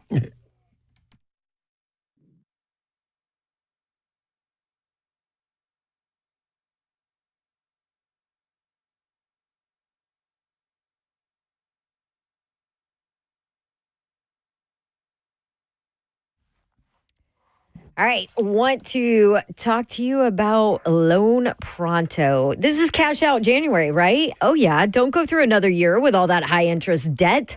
Let Loan Pronto wipe it out. Rapid equity loan. This is what they have going on. Makes it easy to pay off all of your credit cards or start that home improvement project you've been thinking about. Get that cash in your pocket fast with no appraisals, no paperwork, no waiting around. Loan Pronto's AI-driven tech gets you approved and funded in as little as 1 day. They even had a client that got $150K approved in under 24 hours, paid off credit cards, 2 cars, a personal loan, and then even saved over $1,500 per month. Low fixed rates, lightning fast transfers. You can do it all with Loan Pronto. Consolidate your debt, improve your home, take control of your finances, and call Loan Pronto now to do it all. 615-499-5780. Visit loanpronto.com. Get your free quote now.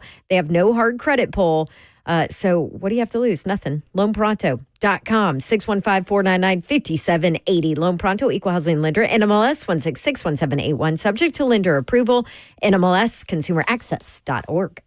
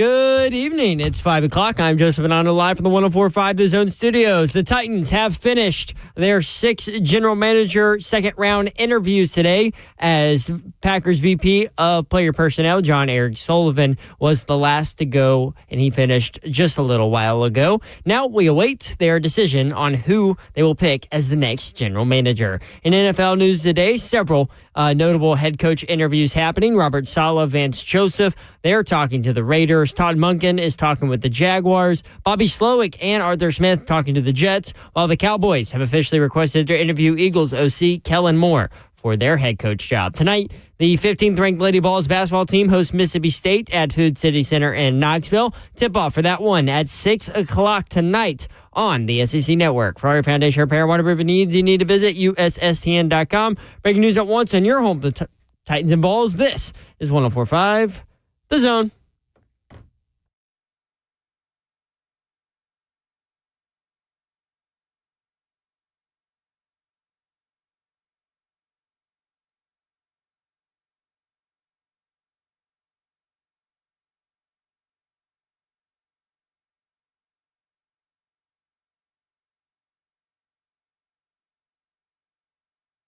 HL 104.5 The Zone. Prince already with you on a beautiful evening in the Music City. Hope you're having a great Thursday. Friday's almost here, people. Almost the weekend. Divisional round of the NFL playoffs. Looking forward to that. Man, it's going to be cold, some of those locations. Baby, it's cold Buffalo? outside. Now, that song got canceled last year. Well, none in my head. It's such a great I song. still got access. It's such a great song. Look at my little skinny leg. Babsy's here. What up? What up, Babsy? You have basketball player legs. I think mine are a little bit smaller than that. I never noticed You do it. have like little skinny legs. Yeah, I never noticed it because I guess I can't see my legs. like when I'm walking or something. From that angle. Not something you spend time thinking about? Looking down at my legs. Like, look at my little leg. No, I just get up and go. Leg. I get up and go, man. Thanks to KellamStemCellInstitute.com. I got to get Big Tom there.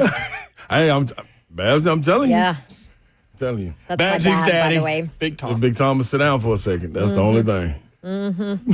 Tom, folks, Maybe you get better Big go. Tom like half your mom's energy. No kidding. Buff ain't playing. Buff's just out there. I love it. Buff like my Auburn little video I posted. Oh, she loved it. Yeah. So I'll tell you a quick funny story about my parents. So my dad is the cheapest person ever, right? Okay. Ever. Like, I think I've told this story about how he went and bought like the chocolate bunnies at Easter at CVS. I was with him. He goes to pay for them and they were like $3 and something cents or whatever. And he's like, what? No. I mean, just throws a fit. They used to be $1.99. Da, da, da, da. Puts them back and doesn't buy the $3 whatever chocolate bunnies. I'm like, I am so embarrassed, you know? So anyway, washer goes out.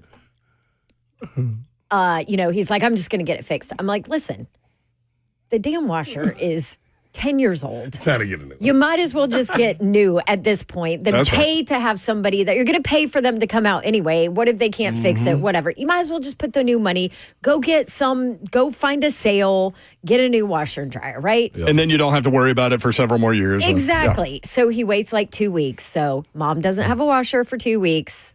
Whatever, waits like 2 weeks. Then finally is like, all right, I'll get her a new one. So gets a new washer and dryer, does the set because it's a better deal. Yep.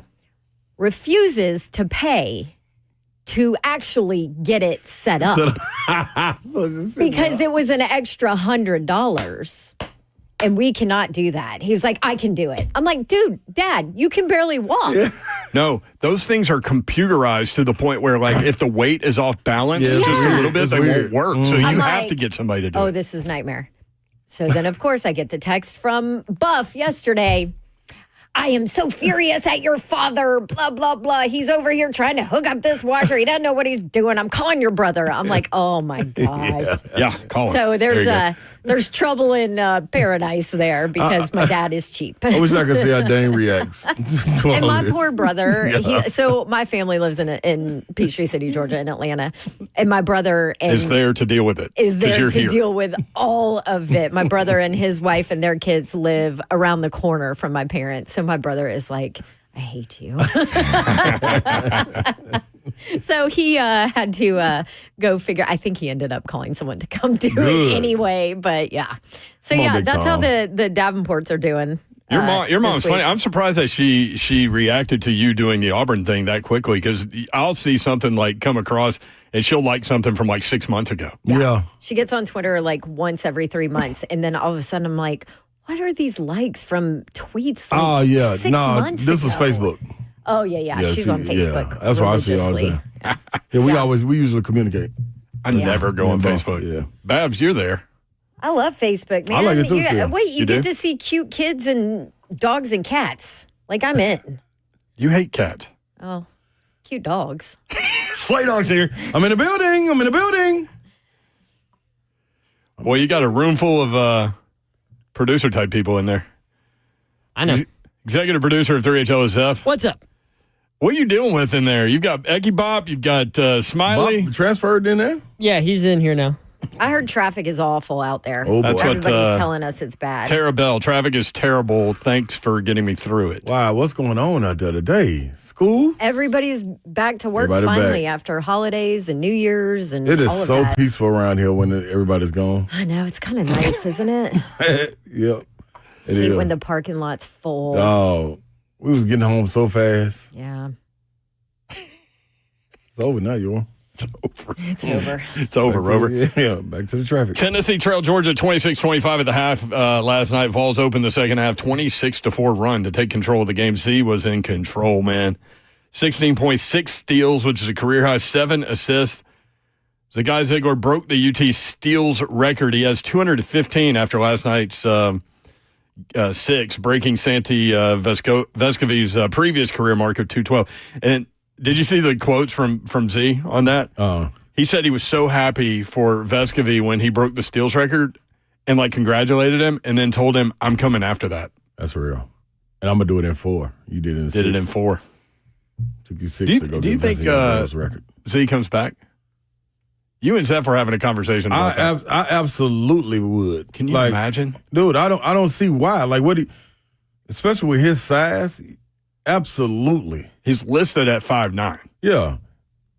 And I know, it's some smaller guys out there, but man, when you start talking about the league, which, like Zeph was saying in our chat, like that is the dream. And I'm telling you, that's how they hold you hostage too, to keep you chasing the dream. And they understand that.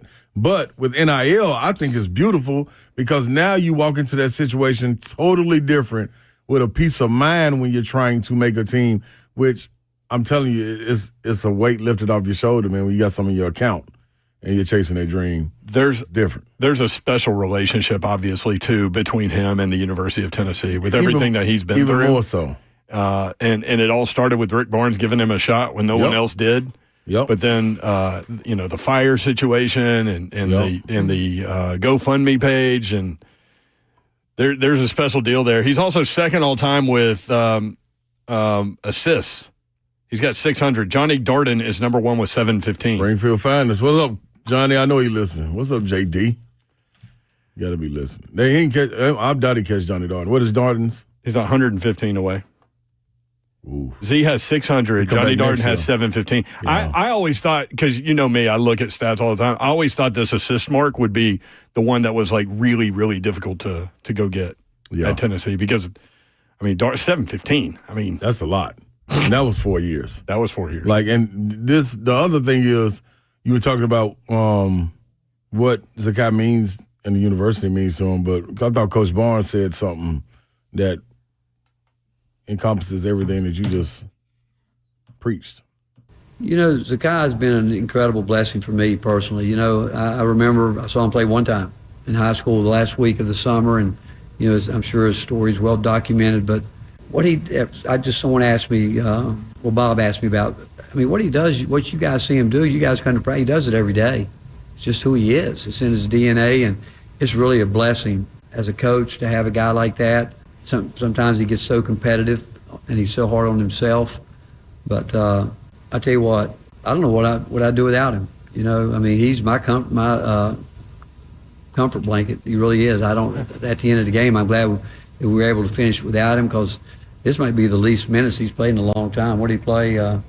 Mm-hmm. I don't know, because I've always believed a point guard is like a quarterback. You got to let them get a feel while they're out there, and very few guys can do what he does, the way he impacts the ball on the game on both ends of the court, his defense, and how hard he is. But again, it's a blessing to have had him with us, and it's fitting that he's done what he's done. When you think about his steals, you think about all those type of things, and what he's done. He has been really, truly one of the great volunteers, I'm telling you. And it's just amazing what he does and the way he goes about it every single day.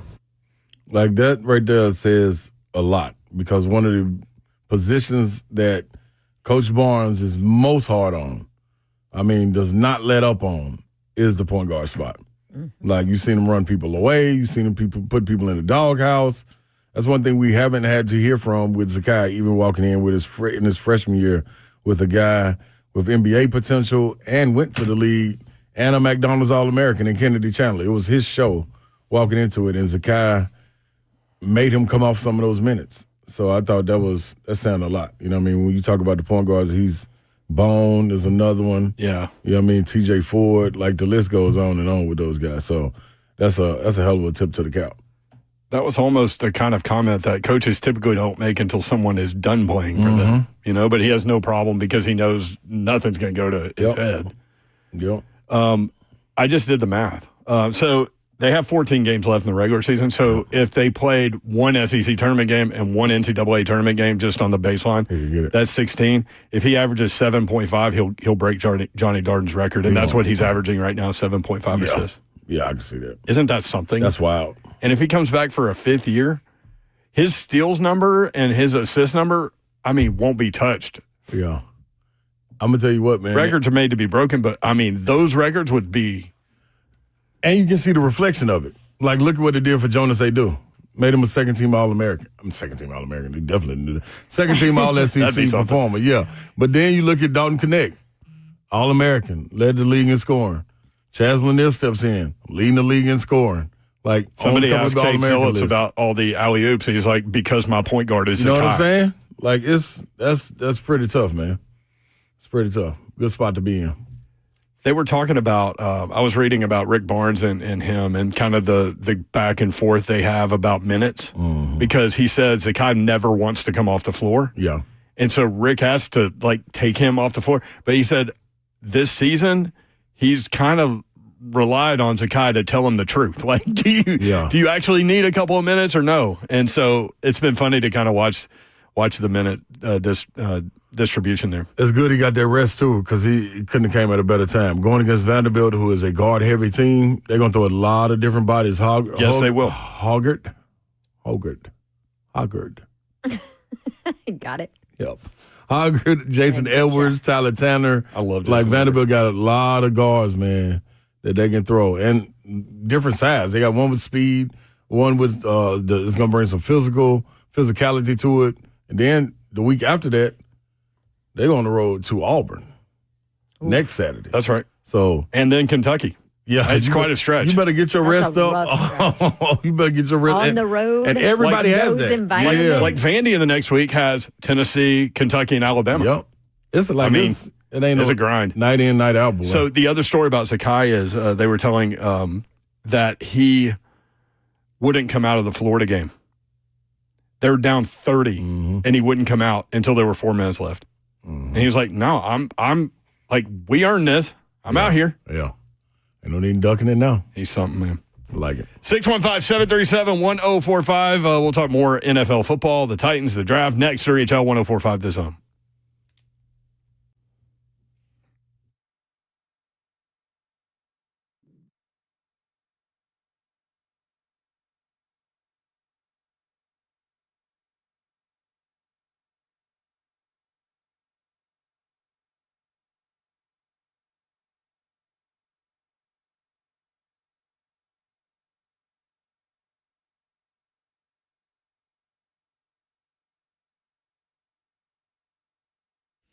Ramone Foster, Big Savagery from Ramone, Kayla will join us coming up here in just a few minutes, so stick around for that. Want to tell you about Zen Sports because they just crowned another grand prize winner for their December big game sweepstakes, and they got tickets to the big game and all of that. And now they're rolling out this VIP Players Club sweepstakes for January. Listen to these prizes from Zen Sports. One grand prize winner, $10,000 bonus bet on the big game in February, and $10,000 cash or an alternate prize of $15,000 cash.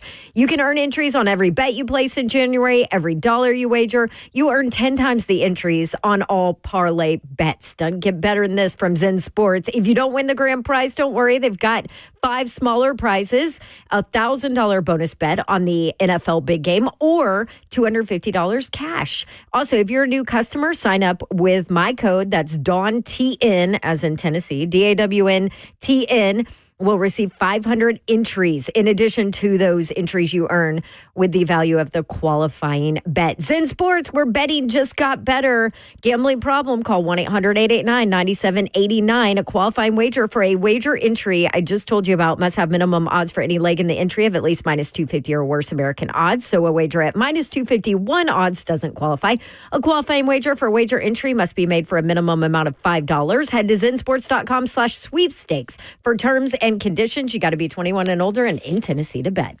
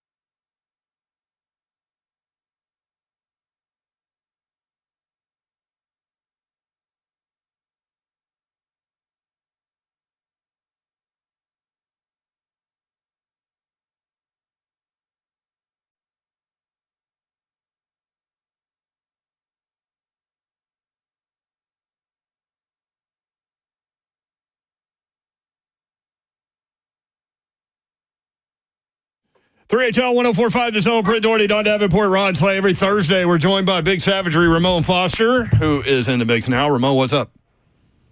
Hey, I was wondering, man, was I going to be on? I heard y'all go to break. And I was just like, well, I guess they'll just be back without me. That's what I was thinking. So bad management on my part. So I prepare the show like an old man. So everything is like written out note-wise, like bullet point-wise, that I can go to. But if I'm not on the cover sheet, which is where the guests are, I fail sometimes. So that's on me 100%. We say a lot and do a whole lot over air, Mayor. I ain't tripping. I was just like, okay, yeah, that's cool too. I'll figure out something else to do then. Maybe I'll interview for the GM job. I don't know. Maybe.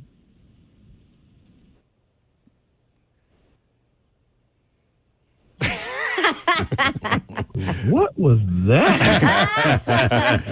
That was Uecker from Major League talking to his partner, telling him, how that broadcast school has really paid off. With your dynamite dropping.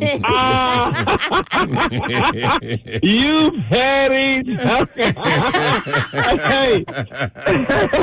petty. Hey, man. You know we're petty. Hey, what a week, man. I mean, I don't want to give it too much gas, but I said, but hear me out, man. We're all in the same place. Isn't it ironic? And I got a sociology degree with a minor in African-American studies. Look at that. That's what you majored in? Bam, you know how it is. Sociology. You study people, man. What do you do with sociology?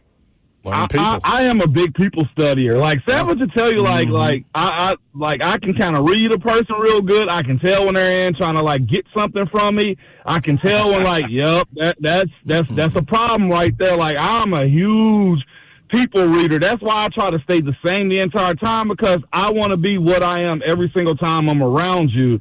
And if you decide to switch up on me or go on a different type of road, then I'm gonna remain the same, but I know where I'm putting you at moving forward. And that's the way I treated my career. That's the way I not necessarily deal with people, but I'm always the type of person, man, as it pertains especially being in the public space. You're good with me until you show me you're not. And it was a lot of stuff I learned in sociology as far as just people's temperaments and plot. It is fascinating, Baz, but here's the other part of it too. I want to seem like I was just seeking sociology out. When you play sports or football at that time at Tennessee, it was sports science, it was sociology, psychology, phys ed, and criminal justice. Yeah, because you had to be available for football practice like that. We couldn't take classes after 3 o'clock. Yeah, we couldn't take classes after 3 o'clock. If you did, you better be an upperclassman with an established major or probably a walk-on. You know what? That's interesting, too, because this is totally random. Now we're off on a weird road. But a lot of these... Yeah, a lot of these football teams nowadays, because it's fascinating to me. Obviously, I'll try and go in Thursday night, and a lot of these football teams are morning practice teams nowadays. And then they can basically come in, do football. It's fascinating to hear some of the coaches talk about the shift in the thinking, and they'll go in the morning so that football is the first thing they do. They get up early, they get it in, and then they can go focus on academics for, the afternoon before they're back in football. Have they really told you why they do that also? No. It's also one of those sociological situations right there to where if I get you up early in the morning, one, you got to get going for practice because you love this. Also, you got to go to class after that because you can't say, hey, coach, I was asleep. Hey, coach, I was busy. No, I got everything lined up for you. And during the course of the year, Thursday, when campus is back in, you can't go party all night long. You can't, go to a big party. Yep. I will say, I'll be honest with you guys. I think like one of the bigger downfalls we had at UT was like just incorporation of guys like wanting, like partying is always a part of college. Hell, I loved it. Okay. Yeah. But during the course of the week, like going out on like Thursdays and like trying to get in the sweat room, the sauna on Fridays and play a game on Saturdays, like we saw a lot of guys fall to the wayside by that. And I'm guaranteeing you coaches have somewhat adjusted because campus parties are huge during the course of the weekend. I mean, what good is college if you can't have fun?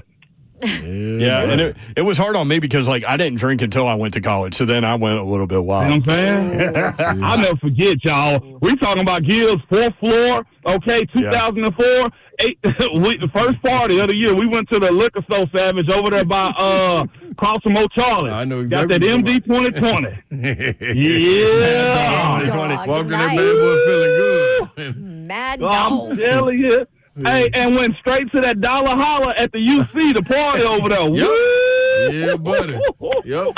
That used to have a little pool party at the Aquatic Center. It was, hey, man. And the pool party, yes, sir. Yeah. Hey, I'm sure y'all had the same thing at Auburn, too, Babsy. Yeah, probably not to that extent. I mean, we're an academic school. We were student athletes. But see, Savage just saw me down there in the jungle. He know them kids that had nothing to do with no academics down there. The ones I was around. You interviewed a guy in a coconut brawl. Coconut man.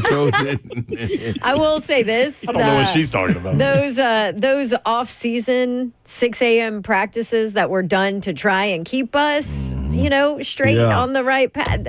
There might have been one or two where, it was leave the party and drive straight into practice. There might have been one or two. I mean, Savage, she did break her toe. I did. Hey, look. Babsy, okay, got it together. She got it together, okay? That's all I know now. We talked about you this morning, too, Babsy. What'd you say? We were talking about your one. She was ready to fight right there. She What'd did. you say? I always either started or ended by saying, now, Babsy is the homie, okay? Because we're going to say something about you. But we were talking about your ventriloquist talent. I want to see it. We haven't brought that up in a long time. Everybody wants to see this, Babsy. There's probably some new people to the show that don't know that about her. She came up through the pageant scene, and her talent, because she had no talent, was ventriloquism. Because she had no talent. She's still got the dolls, and one of them's a mini me of her, and they're at her parents' house. Can't you just see those dolls? Like let's say you're passing through Atlanta. Buff's like, hey, just stay with me. You stay over there at that house. It's all quiet in the middle of the night. It's all dark. And then you hear this. Yeah. No. Yeah. And it's the dolls running through the house. My bonus son, whose birthday is today, happy birthday, will not stay in the guest room because those dolls are sitting out. I don't blame him. I'm not sleeping in that room. He's like, I'm out of here. He goes and stays at my brother's house. It's smart. I done seen Toy Story enough. I know they're coming alive. They're coming alive. Hey, but way to go on that. Like, look at that. How that broadcasting going for you? That was awesome. I love that. Congrats, guys, to Tennessee legend John Henderson. Close with both of y'all on getting into the College Football Hall of Fame. Won the Outland Trophy in 2000. Just so dominant at Tennessee, at Pearl Cone. Incredible player. He's the 23rd player from the University of Tennessee to make the College Football Hall of Fame. 27th overall person from Tennessee to make the College Football Hall of Fame. What a guy. Called Slay yesterday while we were on the air. I heard woo-woo. Yeah, just congrats. What do you guys think about all that? Man, it was awesome to me, man. I felt like as big of a legend that John Henderson was, and I'm a West Tennessee kid, I knew more about John Henderson than I did more about, like, the folks in West Tennessee. Like, all I ever heard was Big John, Big Joe. Mm-hmm. Like, that's all I ever heard, man. Like, and the dude is a legend. He deserves to be in it. I'll never forget my first time playing Big John in the NFL. It might have been, like, my second or third year. And all I can remember was, thank God he's on the back end of his career, okay? Like, I was just like, I'll put it this way. I felt like, because, like, I knew so much about him. I came from Tennessee like how he came from, UT that is. I came from the state of Tennessee like how he was. Like, we shared the same agent and manager, Tim McGee and Mel Green. Like those, we were intertwined, like, so much that, like, going up against him with how big of a legend he was, it was an honor. Like, that's the way I took it. Like, one, I can't lose to you. Two, we share the same agent, so man, like, look out for your boy because I'm going into the Tinder year. But he was so cool, man. Afterwards, like, and I've always been one of those. Like I said, I'm a person reader type of guy, and I'm very prideful. So like, I should have asked him for his jersey. I didn't. But I was glad to share the field with Big John. If I couldn't share it with him in college, it was cool to share it with him in the NFL, man. Really, I'll say this too. Screw the football. Savage can tell you more about like his days at UT, but he can tell you even more about the person that he is, man. Will literally pull something off his body and give it to you like that. Man, you ain't gonna meet a better person. Always with a smile on his face, and he's one of those folks too. Savage, why you gotta keep Big John smiling? Yeah, because you don't want to see the other side. I promise you. Exactly. I can guarantee you. I've seen it on awesome YouTube. Dude, man. Dude, that's different. I think to add to it, man, one of the coolest things about it too is who he's going into the Hall of Fame with. I saw Michael Vick just put out that he got inducted into it as well, so he'll be going into that same hall. That's pretty dope, man, because Mike Vick is a legend. You know what I'm saying? Like, to be able to walk he was in that hall with him, that's dope, dog. So yeah, I'll say this too. Speaking about Vick, former teammate of mine, we were locker mates, man. Had a lot of talks, man. And before I go even further, Vic paid his debts to society probably more than some people in this world ever has. Okay, he actually was behind bars, and I got a real good intimate like details of like the story of how that situation came about. Again, one of those people persons, man, that believed in people. It is what it is with him. But I never forget when he walked in the locker room. Like, Michael Vick walked in the locker room, and it was just like, hey, that's Mike Vick. Like, guys were bringing in shoes. Dudes were bringing in jerseys. Like, my mother-in-law, Miss Barb, wanted a picture with him. Like, and she got her picture, too. But, like, I mean, as a teammate, and I can still hit him, and he gonna hit back, man. Vic, one of them guys, man. Despite how you personally feel about him, you probably want him on your side for a lot of different reasons, because he's just like Big John too, man. Just give you whatever you possibly want, man. I speak about my 1 year experience with him. He was awesome. Yeah. You know, you talk about John Henderson. So I immediately, when his name is mentioned, I always think about the Prowler package when Tennessee went to Florida in 2001, and the game got moved because of 9/11 to the end of the season, and Tennessee was like a 19-point underdog, and John Chavis came out with that idea of the Prowler package with him and Hainsworth, not in a three-point stance. They were like walking around pre-snap. And to hear Florida players talk about it, like they had no idea, like the block angles to take because they were just walking around. And can you imagine being on the other side of that with those two dudes?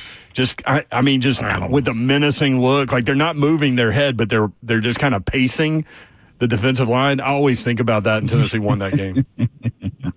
Hey, you ever want to see an offensive lineman?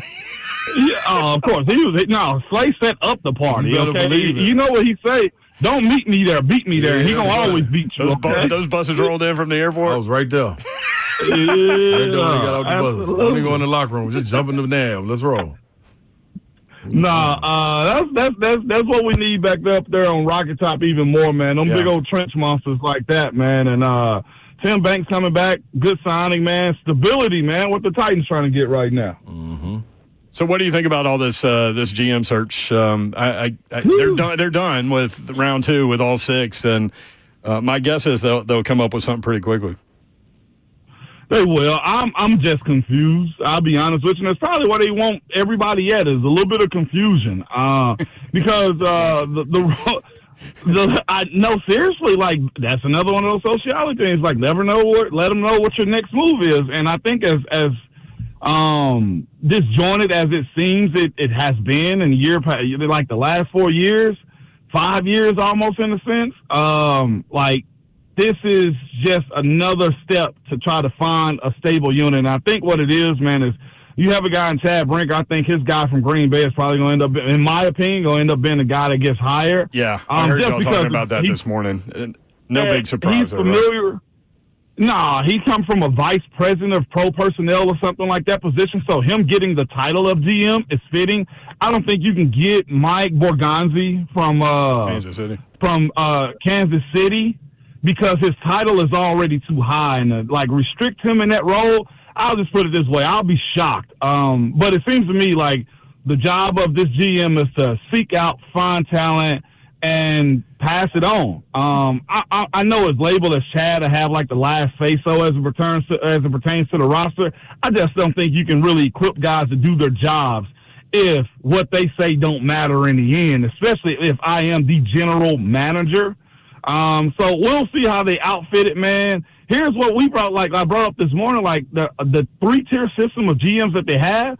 They also removed it because if I'm not mistaken, Anthony Robinson's gone too. Rand is gone also. So is it Chad and then whoever the GM is, like that is the calling card as far as the football side of things? Again, I said like I'm confused by it, but that's probably the best thing for the Titans moving forward is to, man, keep everything in-house and try to minimize the amount of messages that are getting out because it is a ton. And when you start to involve like front office stuff with football things or non-football people doing football stuff, like these are the results of it. Like we see the bad programs and how ownerships or organizations, how ownership or just front offices like involve themselves too much with the field. Like I've heard stories from guys that have played for the Raiders when Al Davis, rest his soul, was the owner still and alive. Like he would come down to the football field on his golf cart, look at the practice, and completely scrap the game plan. Like he had, like, say so, like, I don't like that. Let's do this. And that's why the Raiders are where they are right now still, because it takes a while to reset all of that foolishness. And hopefully with the moves that the Titans are making for the sake of the fans. No. I think it's been too much for the sake of the fans. Mm-hmm. For the sake of good football.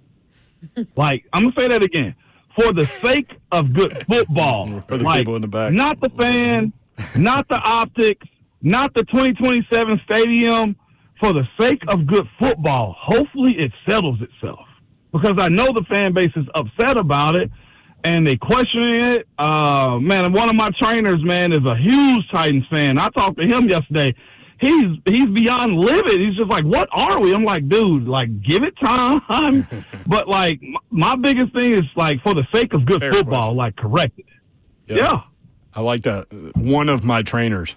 I've never said that sentence in my life. You have numerous trainers. Big Savage, Ramone Foster. Hey, Check him out. I got a lot of resources, man, because of my broadcasting. I got a lot of resources because of my broadcasting. RK Dub, weekday morning, 6 to 10 on 104.5 The Zone. Thank you, Savage. Great stuff, man. Love it when you hang out in the chat. I love y'all. No doubt, baby. Absolutely. Y'all be good. Love you, dude. All right. Savage.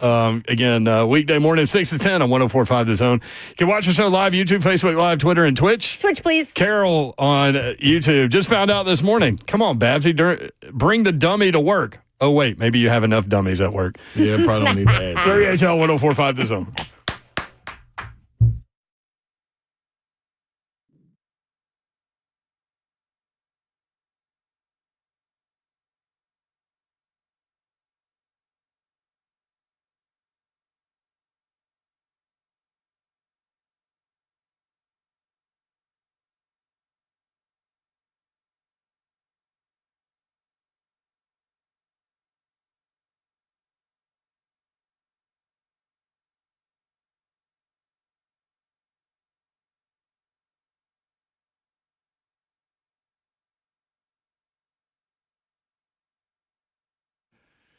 I want to tell you about my friends at Brentwood Jewelry. You need a jeweler in your life because you need all of your gifting responsibilities to be handled, and you don't need to spend a lot of time getting anxious and feeling anxiety when holidays come up and you're like, oh, crap, I haven't done anything.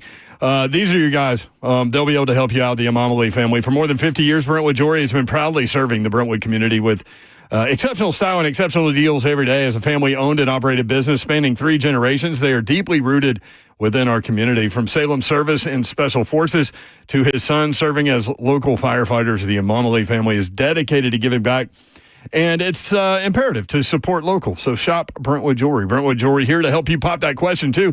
Let them help you take the stress out of selecting the perfect engagement ring. They can help you find a beautiful ring in your ideal budget. Browse their incredible selection of one-of-a-kind rings or talk with their custom design specialist to create a stunning ring as remarkable as your loved one. Brentwood Jewelry, 7012 Church Street, located in the heart of Brentwood, just off Franklin Road. Exceptional style, exceptional deals every day for more than 50 years. Visit BrentwoodJewelry.com.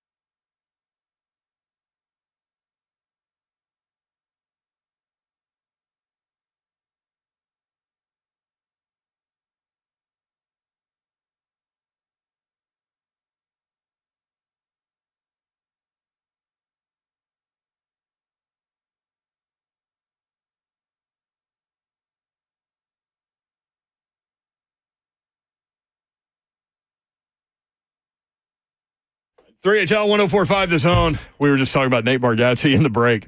What an incredible story, man. Yeah. So proud of that guy. He's so smart. Everywhere now. Everywhere. Can't miss. Nate cannot miss. I think he's got like a Netflix thing coming out. Mm-hmm. He's done 3HL for years. Like he used to come on when he was like just starting out and like just making the rounds and hitting zanies and stuff like that. Huge Vandy guy, which is funny. On Saturday Night Live, he always works in a Go Vandy or whatever. And they happen to beat Alabama that day. The VU. Did you hold it up? She held up an L first. First I held this up. And she looked at it and she's like, what is this? The first one was what they gave Alabama that day. Yeah. And he happened to be doing Saturday Night Live that day. So he said go Doors on the way out, which was great. Yeah, he is not trop. He is all clean. Yep, all clean. Yeah, all clean. No curse words at all. Google the one fell swoop. I know. I said that the other day, and I don't know that bit from him. Hilarious. I said that line the other day, and you mentioned that. And I forgot to go back and watch. Really funny, and it's funny too because Mr. Babs loves it because I have utilized that before. I'm like, oh yeah, we'll just do this, one fell swoop, just knock it out or whatever, and it never ends up being one fell swoop. So Barkatz, does a great bit about it, where he's like, I don't think you know what that means. All day long. 615-737-1045. Uncle Bob in Spring Hill. UB, what's up? Hey, thanks for taking this call last minute. John Henderson, just my understanding, when he would go on a road trip, he'd make up his own bed. Yeah. Have you heard that? Yeah. You know that? Mm-hmm. And anyway, y'all be safe going home, and God bless. Thank you, man. It was a little nugget. That was all right. Uncle Bob, how does Uncle Bob know that? So he was that. Oh, he's super tight. meticulous Like we would there. have house parties and like say we leaving at 10 to go to the club or wherever we're going. You're not leaving Until the house is clean. Yeah, he'll lock the door. I love that. I mean, That is clean awesome. too. Like not put stuff. There is a up. solo cup right there that needs to go in the Get trash. it all. Yeah. Yeah, in one fell swoop. Yeah. One fell swoop. He definitely won't feel swoop. Did, He gonna swoop you. Did Slaver tell you that when Yes, I was sir, at that tailgate at that Tennessee-Kentucky game, and John Henderson popped up? He was there for yep. He was Do you remember what happened, Slay? The guy that I'm was with surprised him? you remember what happened. No, yeah, you had a guy with you that's never been to Neyland Stadium that had to direct you to the seat. I remember this part. So I guess the guy that was with John Henderson was there, and he was talking to me. He came up and he was talking to me about Trevor Lawrence, and I started dogging on Trevor Lawrence. And Slay comes over and he puts his arm around me and he goes, "Hey, John Henderson's right there." And I looked up and I was like, "Oh, I'm gonna shut up now." Yeah. I was trying to tell him like you are about, the Titans, like that's how they are and his guys are about Jacksonville. Like you're not gonna win the debate. Like He came on one time with us, Jacksonville, Tennessee week, and he was all in. Yep. As he should be. He riding with his guys. Yeah. He is riding with his guys. Even when they sorry, like now. 615-737-1045. Lane in Lebanon. Lane, what's up? Hey, guys. How are y'all? Good, man. I just want y'all to know, first of all, that y'all bring a lot of joy to people, and that's not nothing. So don't forget that. Oh, thank you, man. But, and second off, I don't know how anybody thinks we need to do anything else with the first pick, but pick up Travis Hunter. Hey, He can right the wrongs of letting go of A.J. Brown. He can, I don't know. We're looking for an idea. So where would you want to play him? Cornerback with a package at wide receiver, or wide receiver and maybe some nickel back at some point or something? I don't know. You swing him in the big moments on both sides. I made it there. On third down, in goal line situations, like wake up and smell the coffee. Like the Titans have an opportunity here to pick up a player that could be a generational talent. I would love him at corner with a package at wide receiver. He ain't wrong at all. Like He is Deion. generational Like he talent. reminds me of Deion Sanders. Yeah. He is generational talent. That's my only thing about passing him up. Heisman, like this dude he's a dude. Did you see the podcast where he went off on Carson Beck allegedly getting $10 million in college, and he's like, "What? I need to go back to college. I can get $100 million then." That's what Travis Hunter said. It's like, what is going on? I think you're right, though. I think he's a generational talent. That's not just a Pro Bowler, but like an all-pro player, multi-years. That dude, that man. And it not only with his skill set and his talent, the man's motor, dog. Do you know, like, that? I think they kind of get overlooked. I mean, 100 snaps a game. That's and dude, he ain't just out there chilling. Like when on defense and they running the ball, like he's around the play. Like he's something else, man. Something else. Corner with a package at wide receiver? I'm cool with it. Yeah, 615-737-1045. Kevin in Nolensville. Kevin, what's up? Hey, how y'all doing? Good, man. First time caller, I ain't called. Well, second time I called when Bob Bell was on the radio. Oh, man. Rest in peace, Bob Bell. That's I started in radio with Bob Bell and Bill King. Well, I got a request for Dawn, then I got a question for Slade and one for you, Mayor. All right. Dawn, you got pulled at Auburn. Did you not get the Waylon Jennings Eagle song to play before the Eagle flies at the football game? Oh, that would be awesome. Waylon Jennings, man. Are you writing it down If you for hear me? that song, you just put it together. It's going to match like a glove on a hand. I mean, there's no doubt. But if That would be pretty cool.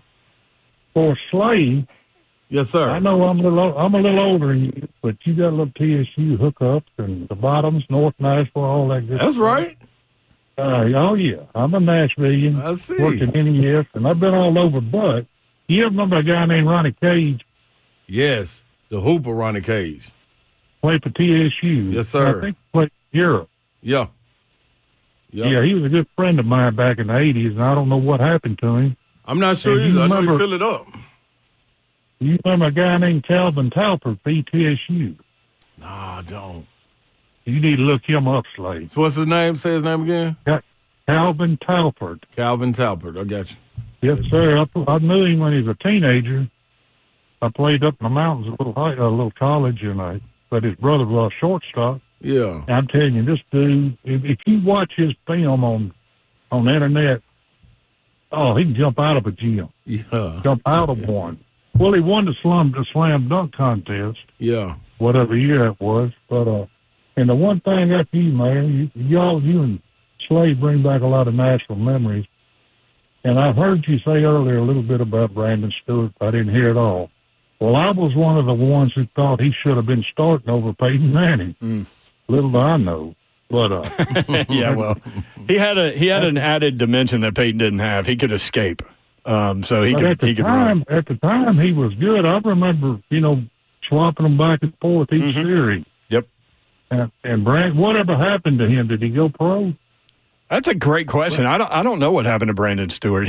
For those that don't know, he came to Tennessee the same year Peyton Manning did, and they were both two of the most highly recruited quarterbacks in the country. Obviously, Peyton was number one out of New Orleans, but Brandon Stewart ended up playing for Texas A&M. They beat Kansas State, and after the game, he said, just to repeat, he said, when I went to Tennessee, I always thought I would help them win a national championship, and I think I just did.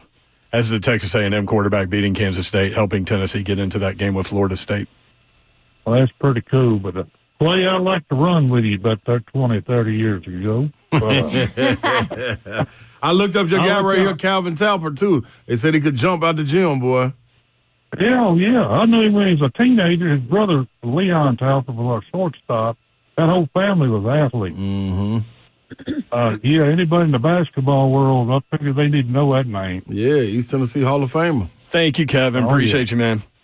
Y'all be good. All right. There you go. Right, too. 92 NCAA Slam Dunk champion. So shout out to Tyler in the borough who told us a really sentimental story about his 93-year-old mother listening to the show for the last 2 years of her life and really enjoyed it. We appreciate that.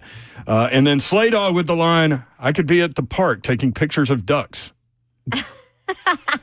That was actually said today by Slay.